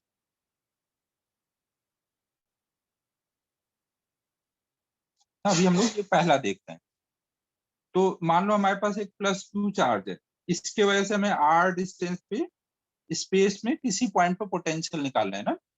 कहीं पे भी कोई चार्ज रखा है तो इसकी वजह से हम स्पेस में किसी भी पॉइंट पे पोटेंशियल निकाल सकते हैं ना। मैंने वही ऊपर लिखा था, फर्स्ट लाइन लिखा था ना, it can be defined for any point in the space ना, मतलब आप कहीं पे भी निकाल सकते हो। तो आप मुझे इस पॉइंट पे निकालना है इलेक्ट्रिक पोटेंशियल, तो मैं कैसे निकालूंगा, क्या करूंगा बच्चों? मैं जैसे ग्रेविटेशन में करते थे, कोई भी पॉइंट मास की वजह से किसी पॉइंट का पोटेंशियल निकालना था, तो आप क्या करोगे, आप इन्फिनिटी पे जाओगे, एक स्मॉल पॉजिटिव चार्ज ले लोगे dq। हाँ, और इसको हम लोग स्लोली लेके आएंगे, स्लोली लेकर आएंगे और इस पॉइंट पे रखेंगे। तो इस पॉइंट पे ला के रखने में जितना भी वर्क करना पड़ेगा वो हमें निकालना है, और फिर W/Q कर देंगे ना। ये वाला चार्ज अपनी जगह फिक्स्ड है ना, उसको नहीं मूव कराना है। तो अब हम जब इसको लेके आ रहे होंगे तो कोई भी टाइम पे मान लो आप यहाँ पे पहुंच चुके हो, ये small Q charge x distance पे पहुंच चुका है, तो ये वाला प्लस क्यू चार्ज इसको क्या कर रहा होगा, रिपेल कर रहा होगा ना, प्लस क्यू चार्ज इसको रिपेल कर रहा होगा। तो अगर आपको इसको स्लोली लेके आना है तो इस पे हमेशा नेट फोर्स क्या होना चाहिए, अगर कोई भी चीज को स्लो चलाना है तो हमेशा उसका एक्सीलरेशन 0 होना चाहिए ना, तो नेट फोर्स 0 चाहिए। तो इसका मतलब एक्सटर्नल एजेंट को कितना फोर्स लगाना चाहिए उस टाइम पर, जितना एफ क्यू है उतना ही ना, उतना फोर्स लगा करके उससे जस्ट ग्रेटर लगा रहा होगा तो धीमे धीमे आगे बढ़ रहा होगा। तो आप जस्ट ग्रेटर मतलब उतना ही बोलोगे। तो कोई भी टाइम पे एक्सटर्नल एजेंट का फोर्स कितना बोलोगे, जितना क्यू का फोर्स लग रहा है। और क्यू का कोई टाइम पे फोर्स कितना लग रहा होगा, के Q1 Q2 by r square. Are कितना है अभी, एक्स। सही है बच्चों, ये कोई भी टाइम पे एक्सटर्नल एजेंट का फोर्स ये लग रहा होगा ना, अगर उसको स्लो लाना है। अब अगर एक्सटर्नल एजेंट का वर्क जो है वो फोर्स जो है वो वेरिएबल है, तो उसका वर्क निकालने के लिए आप क्या करोगे, डायरेक्ट फोर्स इनटू डिस्प्लेसमेंट या इंटीग्रेट करोगे। एक्सटर्नल एजेंट का वर्क निकालना है और फोर्स अगर वेरिएबल है तो क्या किया जाए, डायरेक्ट फोर्स इनटू डिस्प्लेसमेंट या इंटीग्रेट। तो इंटीग्रेट कर देंगे, इंटीग्रल एफ डी एक्स। तो एफ की वैल्यू कितनी डाल देंगे, k Q1 Q2 by r square into d x. अब ये जो वर्क होगा ये प्लस में होना चाहिए या माइनस में होना चाहिए, ये एक्सटर्नल एजेंट जो है ये किधर को फोर्स लगा रहा है, एक्सटर्नल एजेंट फोर्स जो लगा रहा है वो लेफ्ट में लगा रहा है ना। ये पॉइंटर दिख रहा है, ऐसे पॉइंटर चेंज करने की जरूरत है, चलेगा ना, दिख रहा है ना। तो इधर को फोर्स लग रहा है ना? इधर को फोर्स लग रहा है। और डिस्प्लेसमेंट किधर है चार्ज पार्टिकल का, जिसपे हम फोर्स लगा रहे हैं वो डिस्प्लेस किधर हो रहा है, लेफ्ट को या राइट को,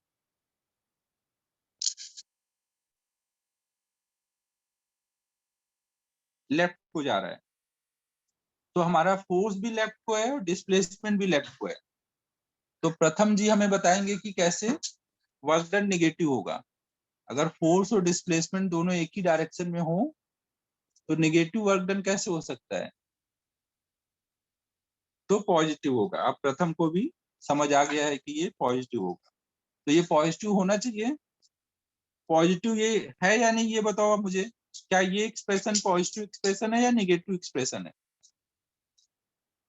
होना चाहिए पॉजिटिव, तो हम लिखेंगे भी पॉजिटिव ही ना, पॉजिटिव को निगेटिव नहीं लिख सकते। तो अब जो मैंने लिखा है वो बताओ, वो पॉजिटिव लिखा है या नहीं,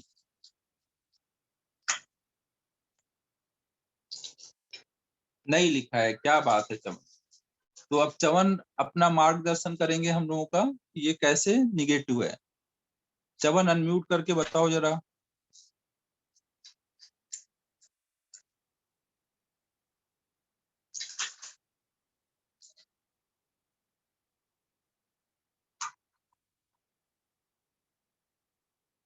अबे चमन जल्दी बोलना भाई, ज्यादा रिस्पेक्ट दे दी तूने, ज्यादा भाव खाने लग गया।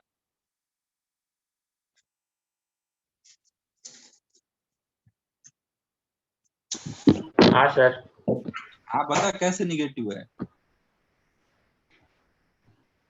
सर पॉजिटिव सब वैल्यूज मतलब जहाँ पे वो क्यू की वैल्यू क्यू दोनों पॉजिटिव और एक्स मतलब वो भी पॉजिटिव ही डिस्प्लेसमेंट उसकी, तो फिर पूरा एक्सप्रेशन पॉजिटिव। क्या सभी लोग एग्री हैं चवन के साथ, या किसी को कोई दिक्कत परेशानी है, क्या सभी लोग एग्री हैं। अब अभी तो इंटीग्रेशन की बातें मत करो पांडा यार, अभी अपन को बेसिक समझने दो पहले।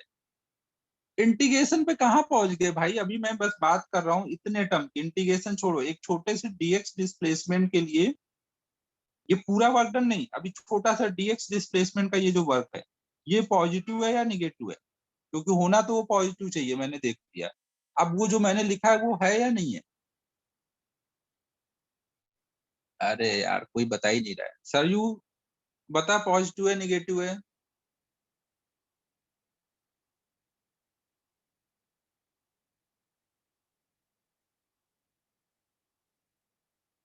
अरे यार तेरे से ये उम्मीद नहीं थी भाई। अबे यहाँ पे dx बढ़ रहा है कम हो रहा है भाई। ये जब इधर को आता जाएगा तो x डिस्टेंस पे अभी चार्ज पार्टिकल है और हल्का सा dx आगे गया है ना, x डिस्टेंस पे हल्का सा dx आगे गया, तो यहाँ पे x बढ़ रहा है कम हो रहा है। जैसे जैसे वो पास आता जा रहा है x की वैल्यू क्या हो रही है, कम हो रही है। अगर x की वैल्यू कम हो रही है तो dx क्या होगा, dx मतलब चेंज इन x, dx मतलब चेंज इन x। तो चेंज जो है फाइनल x कम है ना इनिशियल से, तो ये जो dx है ये क्या है। कौन आ गया आवाज करने लग गया।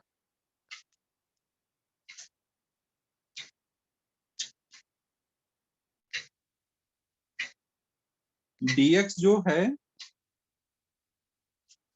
निगेटिव है ना भाई, अगर x कम हो रहा है तो dx निगेटिव है। दिख नहीं रहा है ये dx निगेटिव है, लेकिन इसने अपने अंदर माइनस छुपा रखा है इसने अपने अंदर माइनस छुपाया हुआ है। तो ये पूरा टर्म क्या है, ये पूरा टर्म माइनस है। तो अगर वर्क डन प्लस होना चाहिए तो हम प्लस ही लिखेंगे ना। अगर यहाँ पे माइनस लिख दिया है तो हमें सही करना पड़ेगा, इसके आगे हम एक माइनस लगा देंगे। तो अब ये पूरा टर्म हो गया ना प्लस। अब हम इसको इंटीग्रेट कर लेंगे, हर एक dx का वर्क डन अब हमने प्लस में लिख दिया है, अब इसी को हम इंटीग्रेट करेंगे। अरे वाह क्या बात है प्रथम, बहुत जल्दी याद आ गया तुमको। जब पहले ही पता है कि सब कुछ ग्रेविटेशन टाइप है तो तुरंत सोच के बताते क्यों नहीं हो।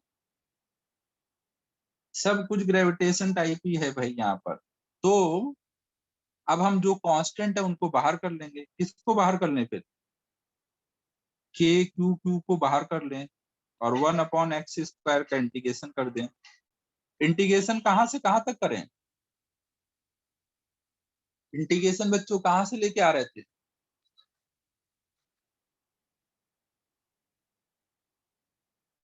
इन्फिनिटी से लेके आ रहे थे अपने r डिस्टेंस तक के लिए।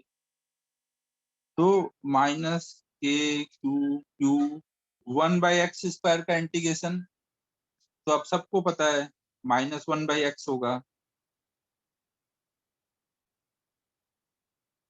तो माइनस के क्यू क्यू, ये माइनस अंदर कर देते हैं ना तो ये प्लस हो जाएंगे ना, माइनस माइनस प्लस हो गए। अब यहाँ पे डाल देंगे 1/r माइनस 1/∞। तो ये वाला टर्म तो जीरो हो गया। तो अब हमारा W एक्सटर्नल आ गया इन्फिनिटी से P तक लाने में, ये आ गया। अब अगर हमें पॉइंट P का पोटेंशियल निकालना है तो हम किस चार्ज से डिवाइड करें, कैपिटल Q से स्मॉल q से। हमें अगर पॉइंट P का पोटेंशियल निकालना है तो हम क्या करेंगे, नीचे क्या रखा जाए, स्मॉल q। वेरी गुड, जिसको लेके आए हैं जो टेस्ट चार्ज होता है उससे डिवाइड करते हैं ना। तो ये कितना हो जाएगा, डिवाइड करने के बाद अब दिख रहा है कि स्मॉल q कट जाएगा, ये आ जाएगा KQ/r। तो एक पॉइंट चार्ज की वजह से पोटेंशियल का फॉर्मूला आ गया KQ/r। सेम वहां पे भी आता था ना, वहां पे -gm/r होता था, क्योंकि वहां अट्रैक्टिव होता था, इसलिए यहाँ पे प्लस को प्लस रिपेल कर रहा है ना, इसलिए यहाँ पे ये प्लस में आया। इसमें हमेशा ध्यान रखना जो भी कैपिटल Q होगा उसको साइन के साथ डालना रहेगा। अगर निगेटिव चार्ज लेके आओगे तो वो अट्रैक्ट हो रहा होगा, तो वो ग्रेविटेशन टाइप माइनस में उसका पोटेंशियल आएगा। जब भी अट्रैक्टिव फोर्सेस लगते हैं तो वहां पोटेंशियल माइनस हो जाएगा। तो आप बस फॉर्मूला ध्यान रखो और चार्ज को विद साइन डालना ही याद रखो। पोटेंशियल के फॉर्मूले में चार्ज को हमेशा साइन के साथ डालना रहेगा।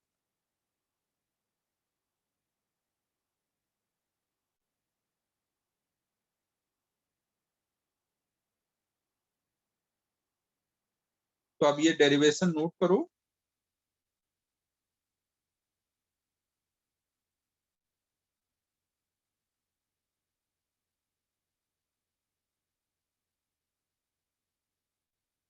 और किसी को कोई दिक्कत परेशानी है तो बताओ, तब तक मैं समझा देता हूँ।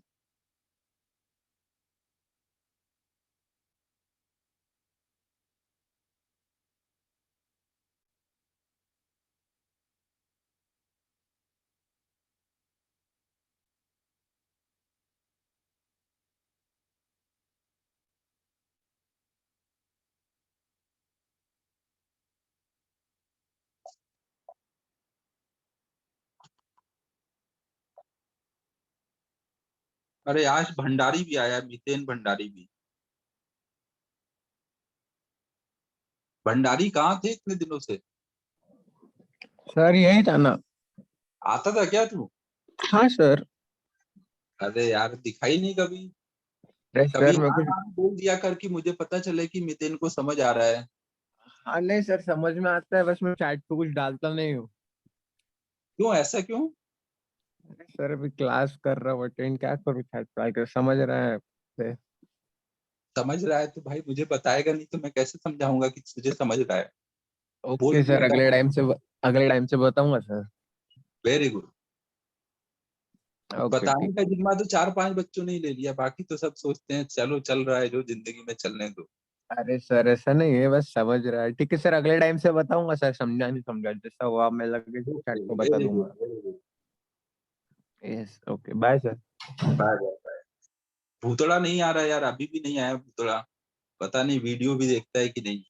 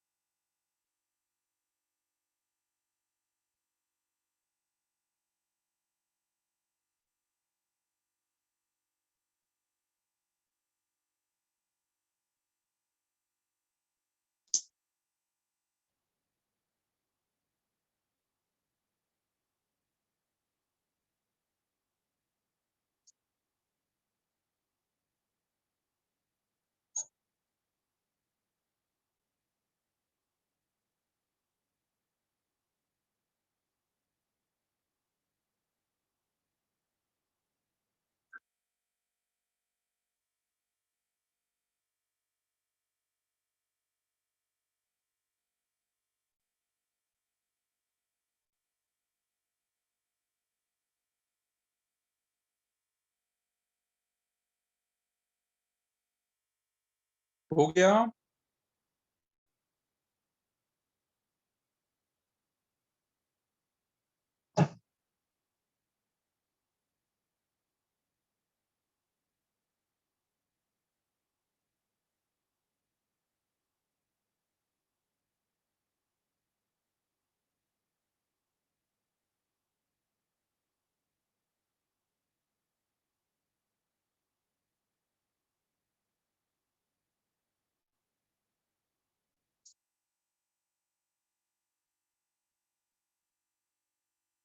अब होने के बाद ये प्रॉब्लम करो।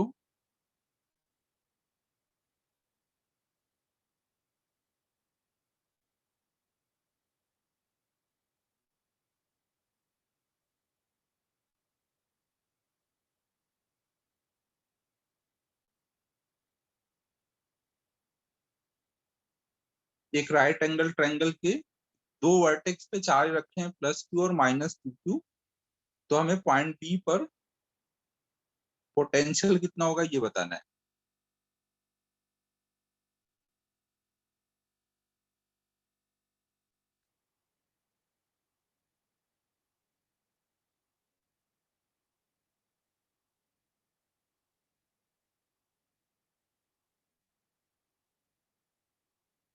अबे भावेश, इतना फास्ट करते कैसे हो तुम?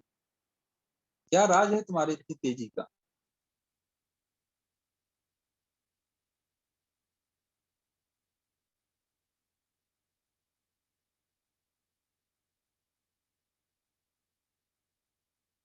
अरे पांडा यार, चला जाएगा तो फिर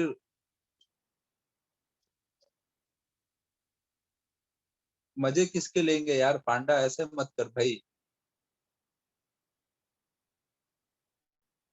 मजा नहीं आएगा यार।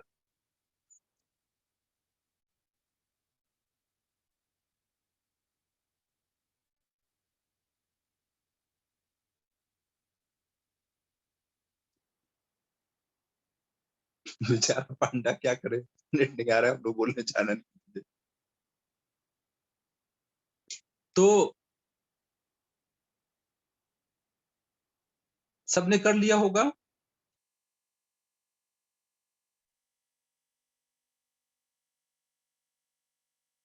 तो देखो जैसे कि यहाँ पे प्लस क्यू चार्ज है ए पर, तो इसके वजह से हम बी पे पोटेंशियल कितना लिखेंगे, बी पे पोटेंशियल लिखेंगे के क्यू बाई आर ना, प्लस की वजह से पोटेंशियल कितना आ जाएगा के क्यू बाई आर, और माइनस की वजह से यहाँ पोटेंशियल कितना आ जाएगा, माइनस वाले की वजह से कितना आ जाएगा,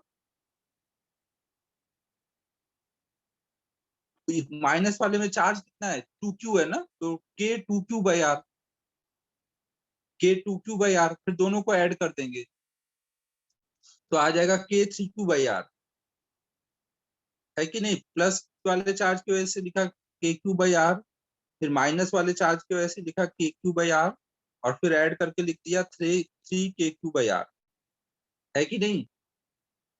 और ये जो मैंने लिखा है विद साइन, ये तो बस मैंने ऐसे ही लिख दिया था, मेरा मन किया कि लिख देते हैं कुछ ऐसा तो लिख दिया, उसको यूज थोड़ी करना है।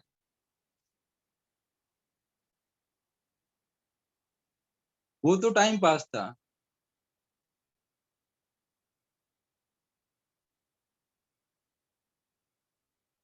सबको ये क्लियर है भाई कि टाइम पास नहीं था, जो भी चार्ज होगा उसको साइन के साथ ही लिखना है। ऐसा थोड़ी है कि ब्रह्मा यार मैं तेरे साथ मजाक करूंगा ऐसे ही लिख दूंगा और यूज नहीं करना होगा। जो भी क्यू को डालोगे, प्लस चार्ज का पोटेंशियल प्लस होता है, माइनस चार्ज का पोटेंशियल माइनस होता है, तो प्लस का लिखूंगा माइनस का लिखूंगा, फिर दोनों ऐड करके माइनस में आया तो माइनस में बता दूं। ठीक है, ये यहाँ पे आंसर हो जाए।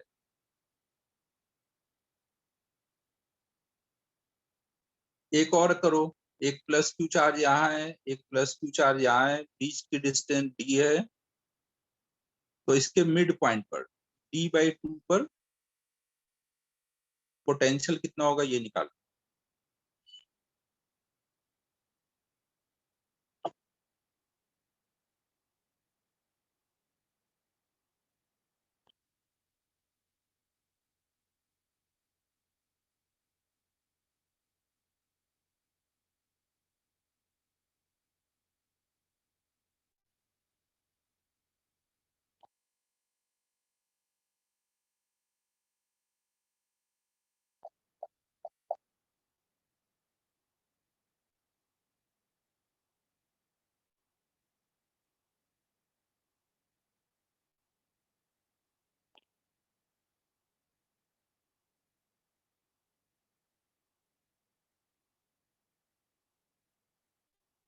तो प्लस चार्ज की वजह से पोटेंशियल कितना होगा, प्लस चार्ज की वजह से के क्यू बाई आर, आर मतलब d/2, और इस प्लस चार्ज की वजह से के क्यू बाई आर, और वो किधर होगा,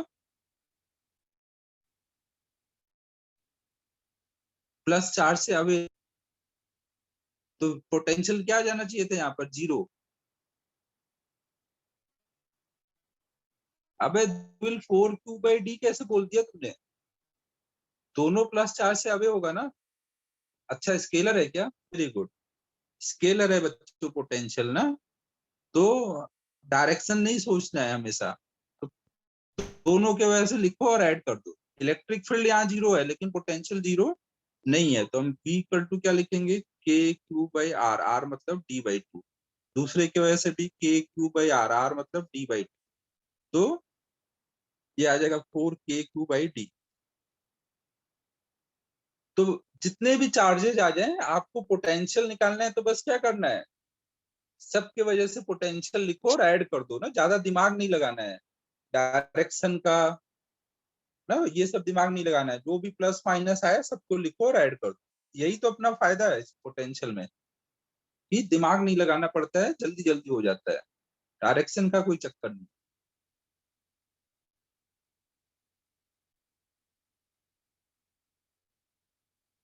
फिर अब नेक्स्ट हम लोग देख रहे हैं v due to a ring ना, मान लो हमारे पास एक रिंग है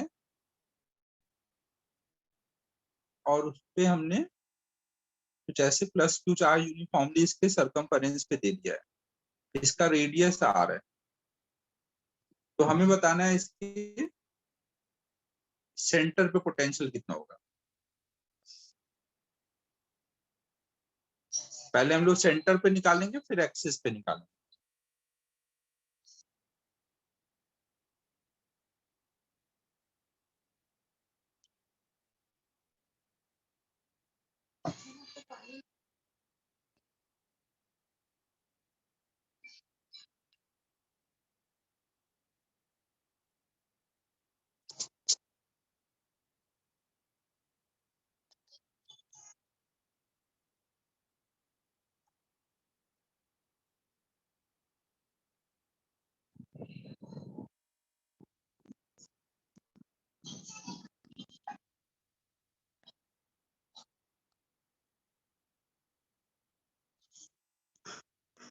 के क्यू बाई आर, सही बात है सलून। हम लोग क्या कर लेंगे, हम मानेंगे कि यहाँ पर एक कोई डी क्यू चार्ज है। एक डी क्यू चार्ज की वजह से क्या होगा, सेंटर पे पोटेंशियल कितना होगा, के डी क्यू बाई आर। और ऐसे हर एक डी क्यू की वजह से पोटेंशियल हमें ऐड करना है, तो ऐड करना है तो सीधे इंटीग्रेट कर देंगे, के और आर बाहर चला जाएगा, फिर पूरे हर एक डी क्यू को ऐड करेंगे। हर एक डी क्यू को ऐड करेंगे तो क्या आ जाएगा, पूरे सरकमफरेंस का चार्ज आ जाएगा। इंटीग्रेट करना मतलब ऐड करना, तो ये आ जाएगा के बाई आर इंटू क्यू। तो सेंटर का पोटेंशियल हो गया के क्यू बाई आर।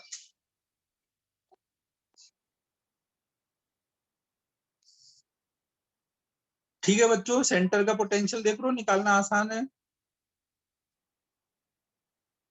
अब नेक्स्ट हम लोग एक्सिस पे निकालते हैं, ये नोट कर लो।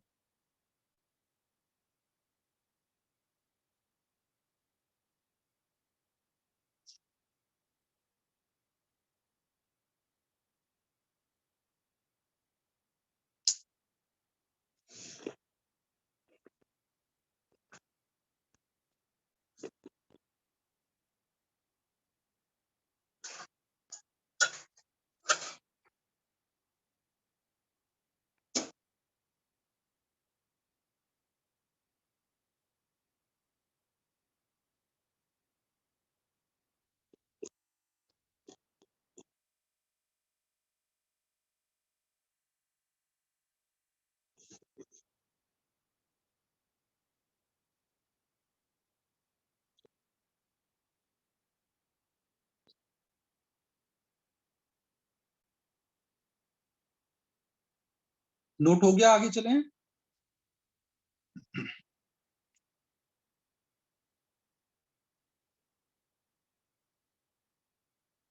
अब नेक्स्ट हम लोग देख रहे हैं रिंग के एक्सिस पे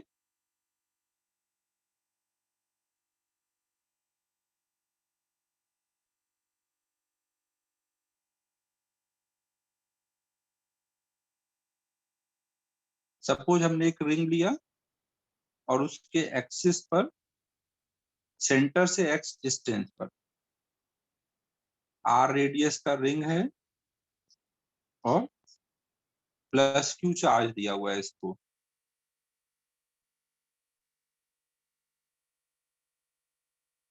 तो अब इसके एक्सिस पे आपने एक्स डिस्टेंस पे एक पॉइंट लिया है, तो उस पॉइंट, मान लो ये पॉइंट पी है, तो पॉइंट पी पे एक्सिस वाले पॉइंट पे पोटेंशियल निकालना है।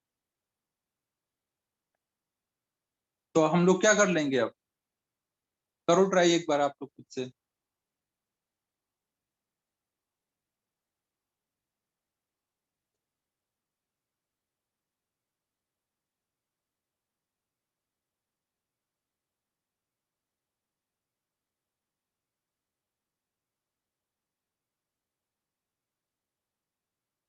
Very good Sumiti, very good. कैसे किया आप ये भी बता अनम्यूट करके। हाँ सर। आप बता कैसे किया। सर रिंग पे हम एक DQ चार्ज मानेंगे, वेरी गुड।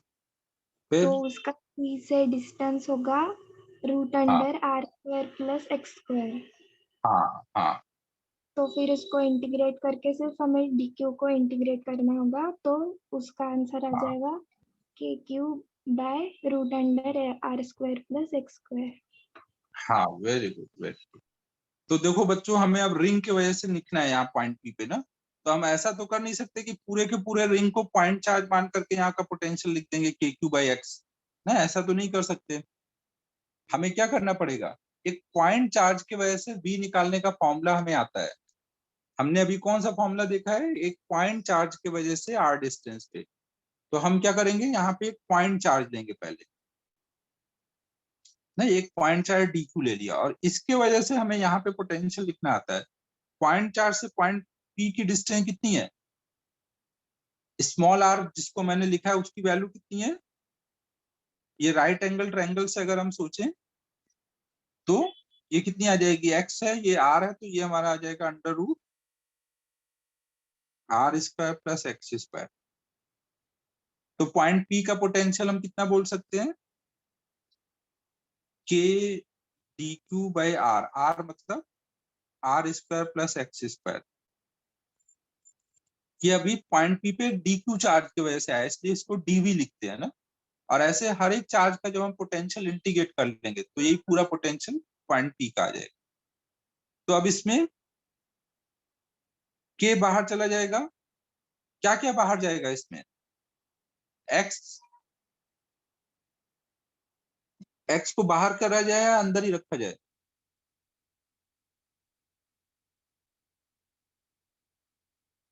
बाहर किया जाए। वेरी गुड, क्योंकि x तो क्या है, ये आपने एक बार पॉइंट P ले लिया तो पॉइंट थोड़ी चेंज करो, आपको इसी पॉइंट पे निकालना है ना। तो हर dq से देखोगे तो x तो यही रहेगा ना, हर पॉइंट के लिए ये एक्सिस से डिस्टेंस तो सेम ही है ना, तो x कांस्टेंट है तो वो बाहर कर देंगे। r तो रेडियस है, वो भी चेंज नहीं हो रहा है, वो भी बाहर आएगा, तो अंदर केवल क्या बचेगा, dq। फिर वही करोगे, dq dq सारा ऐड होकर के पूरा q बन जाएगा, रिंग पे जितना भी चार्ज है, तो kq अपॉन में। तो यही अपने लिए देखो फायदा है ना कि पोटेंशियल निकालना हर जगह आसान होता है, स्केलर है तो इजीली आप कैलकुलेट कर सकते हो ना। अगर आपको यहीं पर ई निकालना होता है तो पहले कंपोनेंट लो फिर इंटीग्रेट करो, वो सब सोचना पड़ता था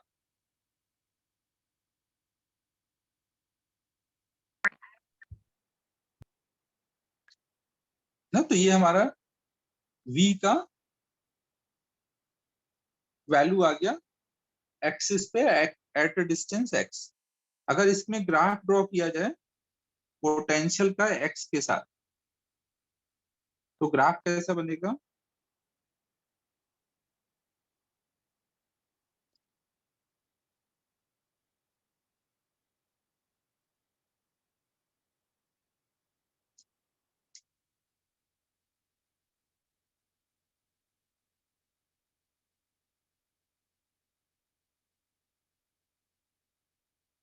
x की वैल्यू देखो जीरो डालोगे तो सेंटर पे पोटेंशियल कितना मिल रहा है, के क्यू बाई आर ना।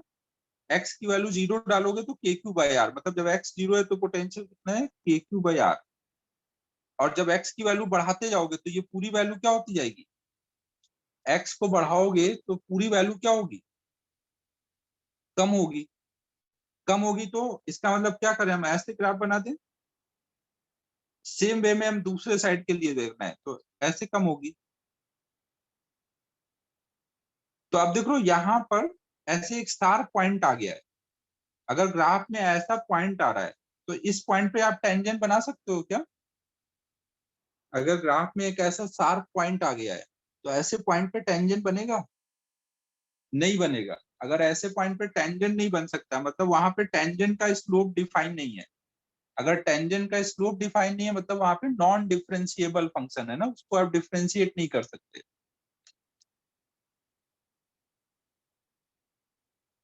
क्या बात है, तुम लोग भी अब बातें करने लग गए बड़ी बड़ी, डिफरेंशिएबल नहीं होगा, पढ़ लिया तुम लोगों ने अब लग रहा है ये सब।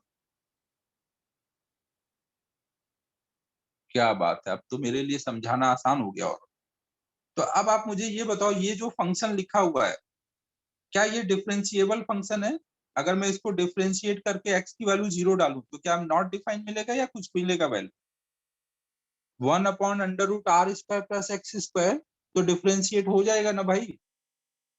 इसमें नॉन डिफरेंशिएबल जैसा तो कुछ नहीं है। तो इसका मतलब ये जो मैंने ग्राफ बनाया ये गलत है ग्राफ, क्योंकि ये फंक्शन तो डिफरेंशिएट हो रहा है ना, और x की वैल्यू जीरो डालोगे तो dv बाई dx जीरो मिलेगा, मतलब स्लोप जीरो है। x इक्वल टू जीरो पे स्लोप जीरो है, तो ग्राफ कैसा बनेगा, कुछ ऐसा ग्राफ बनता है।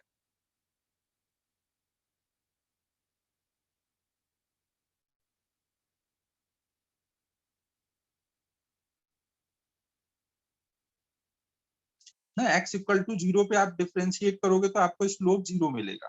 तो ये ग्राफ होना चाहिए ना। शुरू में सेंटर पे ये कितना है KQ/R। तो जैसे जैसे आप आगे बढ़ोगे ये ऐसे डिक्रीज होगा। पहले बिलो टेंजेंट है, बाद में अब टेंजेंट हो जाएगा। कुछ समझ आ रहा है बच्चों?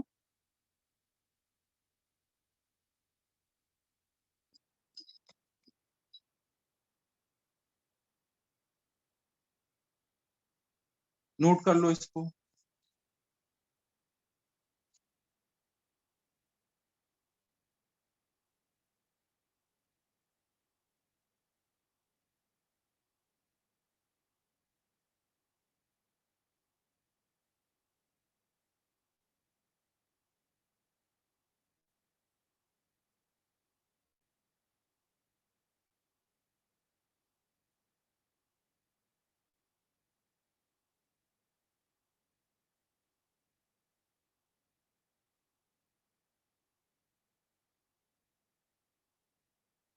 ये तो देखो सबको ऑब्वियस था कि x बढ़ेगा तो ये पूरा टर्म कम होगा, तो डिक्रीजिंग ग्राफ बनेगा, ये तो क्लियर था। और डिक्रीजिंग में बस ये ध्यान रखना है कि ऐसे डिक्रीज कराना है या ऐसे डिक्रीज कराना है।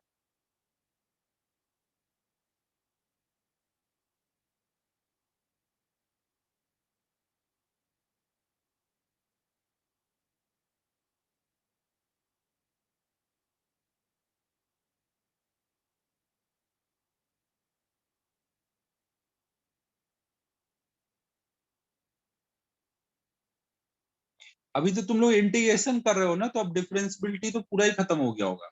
सब पता चल गया होगा, लिमिट, कंटिन्यूटी, डिफरेंशियबिलिटी।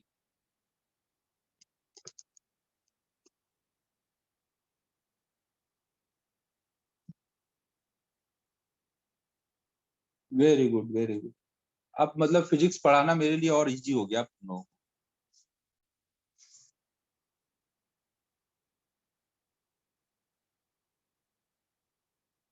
सही है, सही है।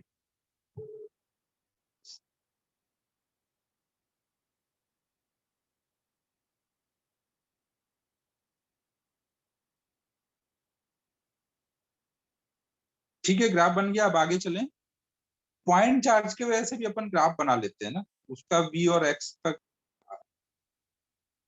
यहाँ पे हमने पॉइंट चार्ज की वजह से v निकाला था ना। पॉइंट चार्ज की वजह से अगर डिस्टेंस के साथ में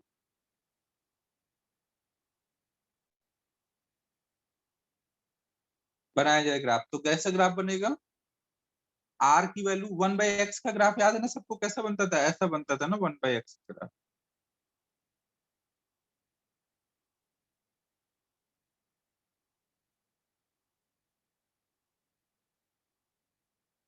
और सेम वे में जो इधर के साइड में जैसा ग्राफ बनेगा वैसे ही दूसरे साइड में भी बनेगा ना। और v यहाँ का v का कोई डायरेक्शन नहीं है, तो ये चाहे आप चार्ज के इस साइड जाओ या इस साइड जाओ ना, v पॉजिटिव होगा, नीचे नहीं जाएगा। नीचे जाने का मतलब हुआ v निगेटिव हो गया। पॉजिटिव चार्ज का तो पोटेंशियल हमेशा पॉजिटिव होगा ना। पॉजिटिव चार्ज का पोटेंशियल हमेशा पॉजिटिव होगा। हाँ, तो आप यहाँ पे मत ग्राफ बनाना। मैथमेटिकली वो बात सही रहती थी, लेकिन यहाँ पे आप जैसे इसका क्या देख रहे हो, ये डिस्टेंस यहाँ लिखोगे, मैग्नीट्यूड लिखना है यहाँ आर का। नहीं, ये आर में यहाँ कोई साइन नहीं है ना। चाहे आप इधर का आर लो या इधर का आर लो, बी हमेशा प्लस में होगा। साइन केवल क्यू का डालना है।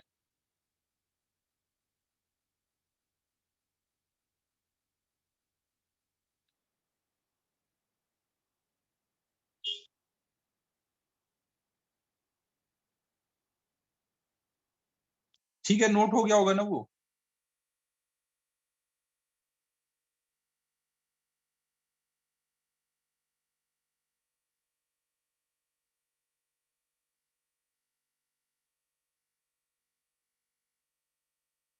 नेक्स्ट अब हम लोग देख रहे हैं बी ड्यू टू डिस्क।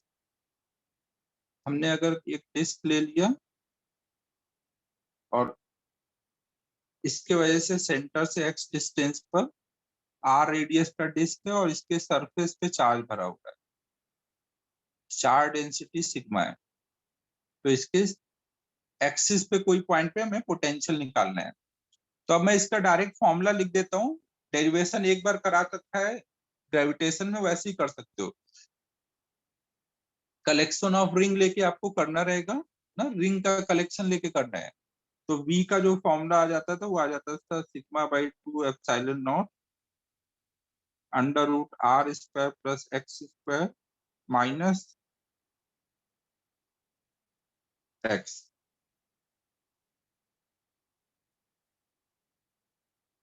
ना ये फॉर्मूला याद कर लो। डिस्क के वजह से उसके एक्सिस पे किसी पॉइंट पे पोटेंशियल प्लस चार्ज होगा तो यहाँ प्लस सिग्मा डालोगे, माइनस चार्ज होगा तो माइनस सिग्मा। V के फॉर्मूले में हमेशा Q को साइन के साथ डालना है, या फिर दिमाग में बैठा लो कि प्लस चार्ज का पोटेंशियल प्लस होता है, माइनस का माइनस। फिर उसके अकॉर्डिंग फॉर्मूला लगाओ, साइन अलग से लगा दो।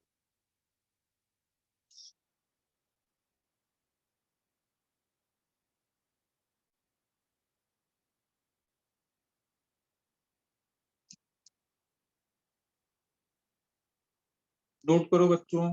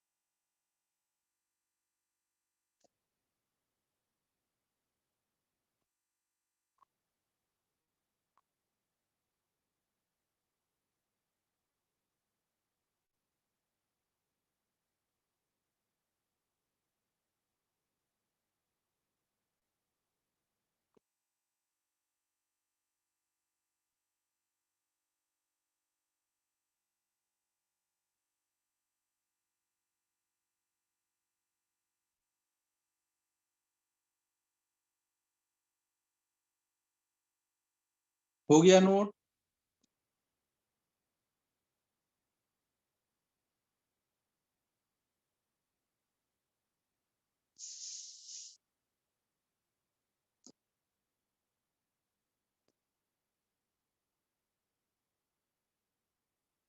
अब देखो, अगर आपको पूछा जाए कि सेंटर पे पोटेंशियल कितना होगा, मतलब जब x की वैल्यू 0 होगी, सेंटर के लिए x कितना होगा? 0। x क्या है? सेंटर से जिस पॉइंट पे निकालना है वहां की डिस्टेंस ना। सेंटर के लिए x 0 हो जाएगा, तो सेंटर पे पोटेंशियल कितना आएगा? यहाँ पे x को 0 डाल दो, कितना आ जा रहा है?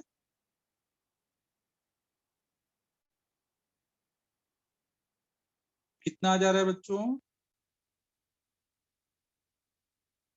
ये आ जा रहा है ना। देखो x 0 डालोगे तो ऊपर केवल r बचेगा, sigma r by 2 epsilon not.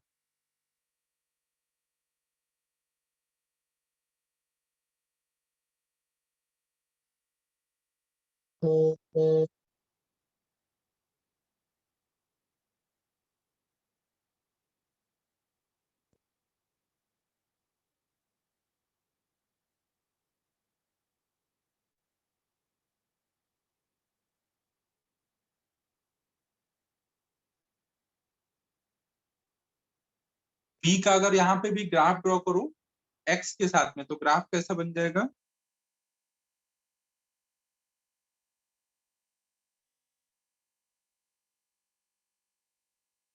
x की वैल्यू देख लो, 0 डाल रहे हो तो क्या आ रहा है? Sigma r by 2 epsilon nought. और x की वैल्यू अगर बहुत बड़ी होगी, बहुत दूर चले जाओगे, तो r square plus x square को क्या बोलोगे? अगर x बहुत बड़ा है तो r square plus x square को एक्स स्क्वायर बोलोगे। फिर x माइनस एक्स क्या हो जाएगा? 0। अगर यहाँ केवल x बचेगा तो फिर x माइनस एक्स 0। मतलब एक चार्ज पार्टिकल से बहुत दूर चले जाओगे तो पोटेंशियल वहां पे फिर 0 हो जाएगा ना। तो बाद में 0 होना है, और ये दिख रहा है डिफरेंशिएबल फंक्शन है, तो इसका मतलब कुछ ऐसा ग्राफ बनेगा, ऐसे दूसरे साइड के लिए ना। आप डिफरेंशिएट करके x 0 डालोगे तो आपको टेंजेंट का स्लोप 0 मिल रहा होगा, तो ऐसा कुछ ग्राफ बनेगा।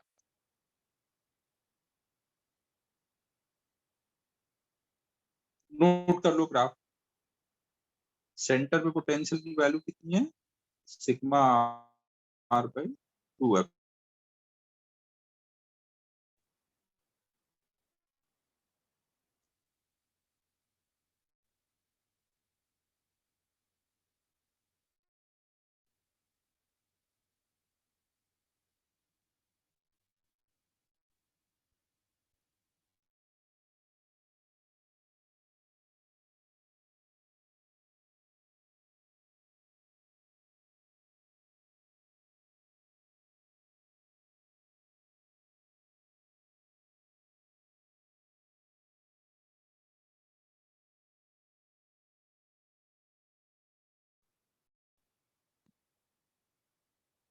भावेश एक बार बता, बदल के पॉइंट चार्ज का कैसा आएगा ग्राफ?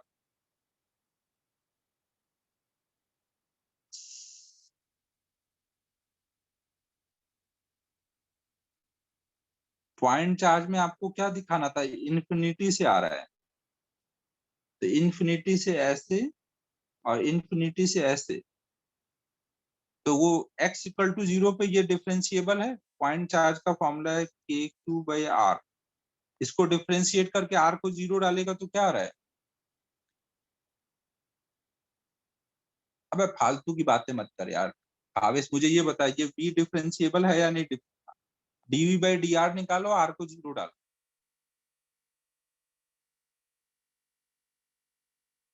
अरे प्रभु धन्य हो तुम।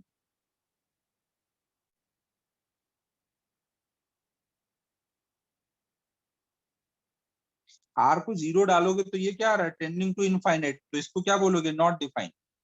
इनफाइनाइट को डिफाइन बोलते हो, नॉट डिफाइन बोलते हो?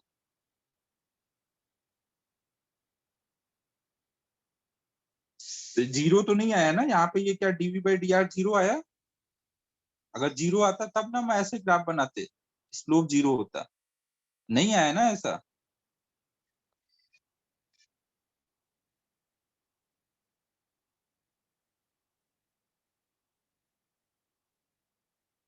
ये सब नोट नहीं करो ना, ये रब कर रहा हूँ, ये बस समझाने के लिए था थोड़ा।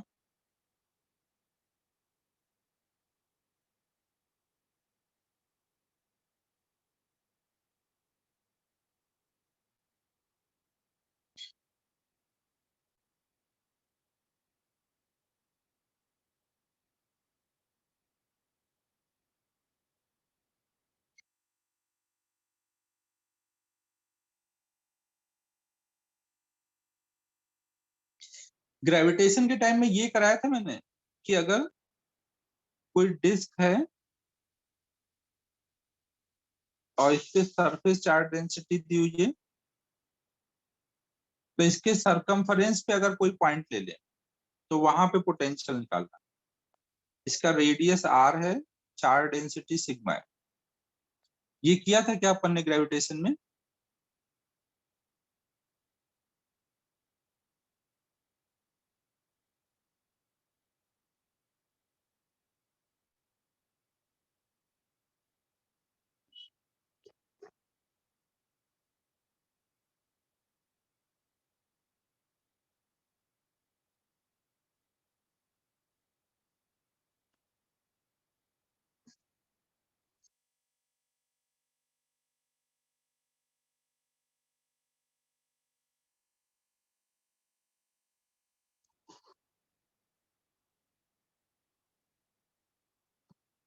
क्या रिवाइज किए थे तुम लोग ग्रेविटेशन?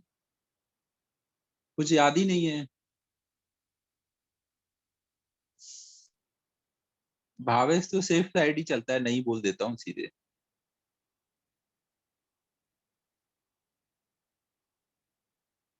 ये पक्का देखा भी नहीं होगा, ऐसे ही बोल दिया होगा नहीं।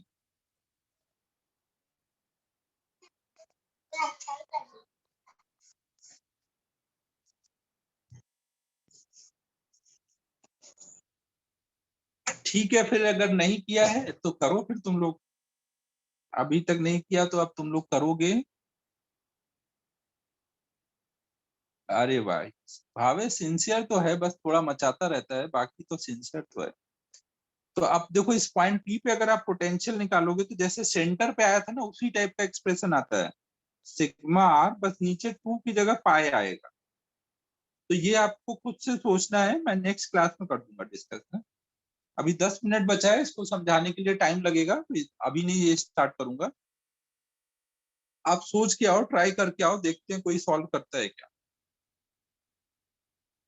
ठीक है बच्चों, लेकिन ये फॉर्मूला याद रखना ना, फॉर्मूले की कॉपी में इसका भी फॉर्मूला लिख लेना, डिस्क के सरकमफेरेंस पे पोटेंशियल निकालने का। ये डिस्क है ना ये। अभी बाय थैंक यू नहीं, अभी अपन हॉलो स्फीयर का भी वी का फॉर्मूला लिखेंगे।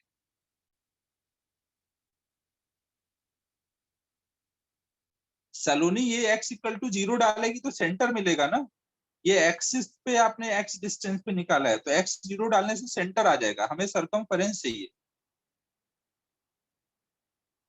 हमें सरकमफेरेंस चाहिए। अच्छा 15 मिनट का ये ब्रेक है। अरे यार बोला तो है यार आधा घंटे का ब्रेक करने के लिए। चलो टेस्ट का डिस्कस कर लेते हैं। TWT का ही बता दो क्या क्या होगा। फिजिक्स में तो यही इलेक्ट्रो ही रखते हैं।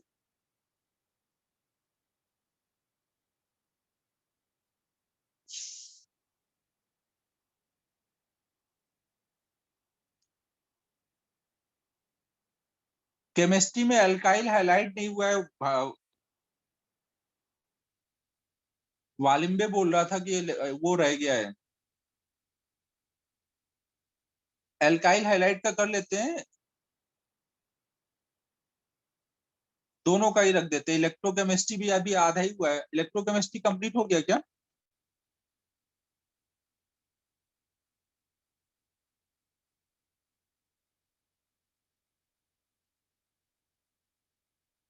अल्काइल हाइलाइट हुआ है, ठीक है। तो केमिस्ट्री में इलेक्ट्रोकेमिस्ट्री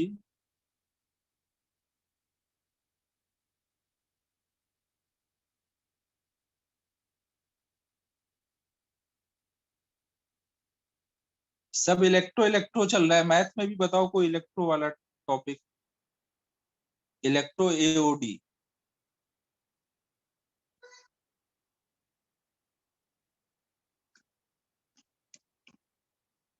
ठीक है बच्चों।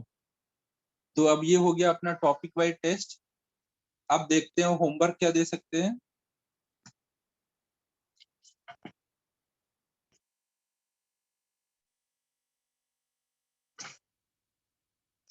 होमवर्क तो अभी आज नहीं दे पाएंगे यार।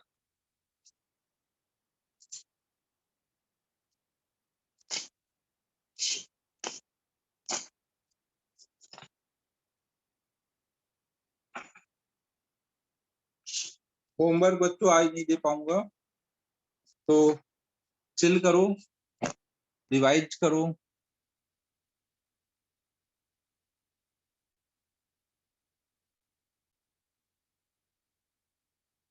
अरे सलोनी एक्स इक्वल टू आर, लेकिन वो एक्सिस पे है ना भाई।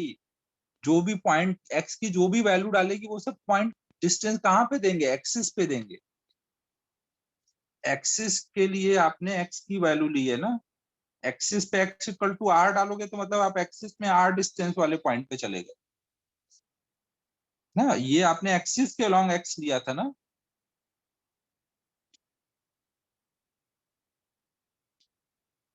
किसको होमवर्क चाहिए ही? कौन बोल रहा है होमवर्क दे ही दो? चवन को होमवर्क चाहिए तो चवन देख, अभी अपना हुआ तो नहीं है ऐसा कि मैं दे पाऊं, लेकिन तुझे चाहिए तो तू एक्सरसाइज 1 कंप्लीट कर लेना। केवल चवन के लिए होमवर्क है एक्सरसाइज 1 कंप्लीट, बाकी बच्चों अभी नहीं करना।